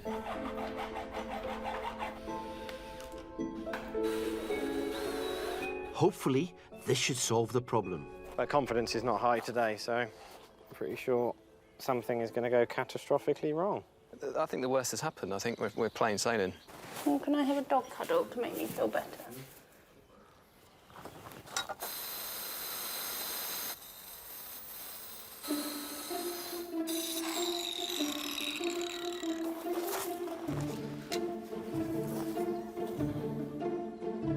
The big test will be putting the worktop into place.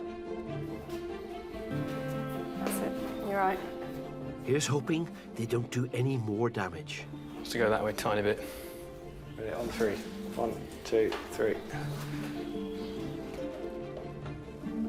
Fingers crossed it fits.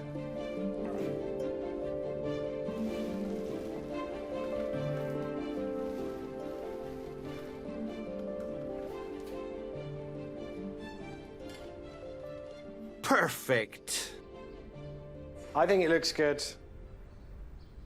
In an ideal world, it wouldn't have another crack in it, but all things considered, I think it's all right.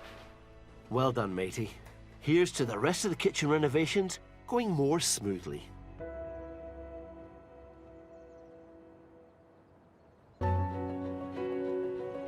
Back in Western France, after a torrential downpour, newlyweds Pete and Sam and the wedding party have made it back to the Chateau's orangery for the reception. But hosts Ben and Billy are still uncertain about the likelihood of having the wedding breakfast in the marquee outside. I think we're going to get a few volunteers, dry the places, dry off the seats. I reckon an hour, it'll stop raining. Let's hope so. It's now 1 o'clock and the meal is due to be served at 2:30. Going to put the sides on because it's still letting out. And we're hoping as soon as you put the sides on, the sun will come out. It'll take a bit more than soggy French weather to dampen the spirits of this lot. Nice and close. 1, 2, 3. It's great. I feel like I'm wearing 2 hats today because I'm kind of part guest and part host. So this half of me has a glass of wine, this half is business only. 2:30 has arrived, and with the rain holding off, Ben makes an executive decision. Gonna take all the sides off. I think it's gonna be fine. Let's hope so. There's a bit of grey sky around, a bit of blue sky. Give it a go. So with the rain finally stopping, the sun begins to smile as the guests take their seats for the wedding celebrations. Massive thanks, I think, to Billy and Ben, because this is their place. They've hosted us. We obviously got mates rate and a bouquet of flowers. I've got a new sister-in-law, Sam. She's absolutely wonderful. It was an absolute honour to host the wedding for my brother. It was really, really special, really personal and very emotional. It was a really special, special occasion. We're best friends, come on. The venue is stunning. Well, Stunning what venue. is there not to like about the venue? It's just absolutely amazing. It is all beautiful and it's just made the day. So huge thanks to Billy and Ben for everything they've done because it's just fantastic. Congratulations. Mother Nature threw you a few curveballs, but that was a good job, well done.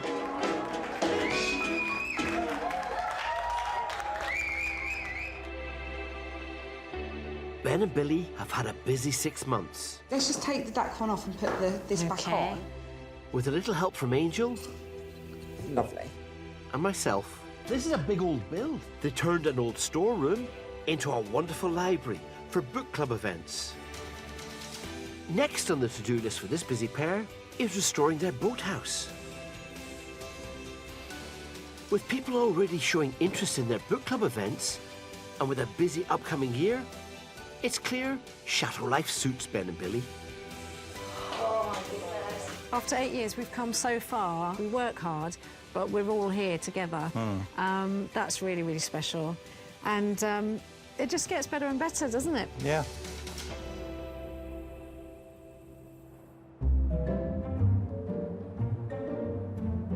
In southeast France, work on Amy and Mark's guest suite is almost complete. Beautiful. Beautiful. The final job is the installation of specially produced, hand-painted fabric panels, designed to capture the exotic places Amy and Mark have visited together. The last panel is the one that goes over the bathroom door, and so it's done in 2 pieces, and the idea is to make the bathroom door look like a secret door. No, just put it here. As it's quite a fiddly job, Amy calls on neighbours Didier and Sonia to give a helping hand.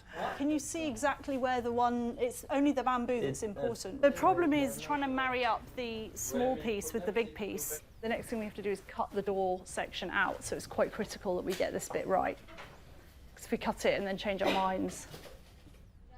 With the fabric finally lined up, it's time to cut out the hole for the bathroom door. Amy? I can't watch you. I'm not watching.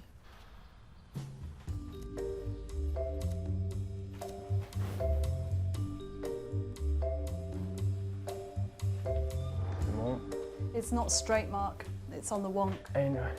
No, the other way. Leaving the boys to get things back on the straight and narrow, Amy checks on her painted tiles for the shower that have been firing in the kiln. They're only the second lot I've done. Each tile has taken me between 1.5 and 3 hours to paint. So if they don't go well, it's a bit sad for me. This has been such a long process. It took me a week just to transfer the pattern onto the new tiles. Yeah, that's there. Ho, ho, ho. Here's the peacock's foot. He looks all right. The idea is that it looks like sort of a stained glass window. Could you help me by putting these around, especially around that side? They are, aren't they? Not bad. Beautiful. That's before firing and that's after. I was a bit concerned when I first did it that they looked really kind of wimpy, the colours, but they're really nice. I would love to have had these up on the wall in the shower today, but I know I can do it. I know it's going to look great, and I just have to be a bit patient. They do say patience is a virtue, but while waiting to complete the bathroom mural, Amy and Mark have time to finish off the guest bedroom. When Mark finds birds that have been hit by a car or hit a window, he gets them stuffed.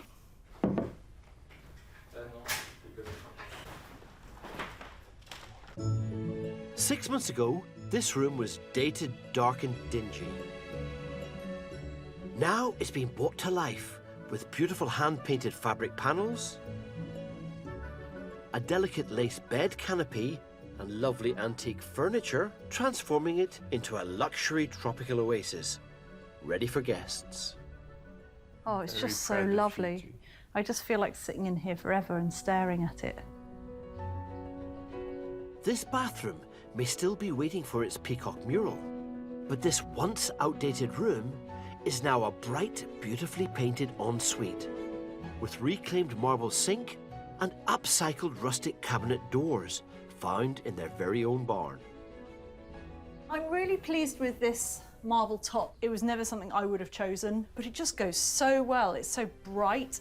This whole area is just delightful. You've had an amazing 9 months. As well as the suite, you started your massive eco-friendly sewage system. The sewage system was really impressive. That was a huge learning curve. And even discovered and restored a medieval fireplace. We need to finish the bathroom, and then next year we'd like to open it up for luxury weekends. Mark and Amy plan to open a yoga retreat in the not-too-distant future. They've plenty more ideas for this wonderful house. We've got the yoga barn. We want to do a meditation platform up in the forest. We need to do the cafe in the coach house. We are now going to sleep for a week. Better get that sleep now, as before the arrival of their first holiday guests, there's another, much more important arrival on the way. We worked and worked and worked through the winter, and then I fell pregnant. And so that's been completely terrifying. We've gone from relying on each other to him having to do everything. Congratulations, but don't forget to keep smiling.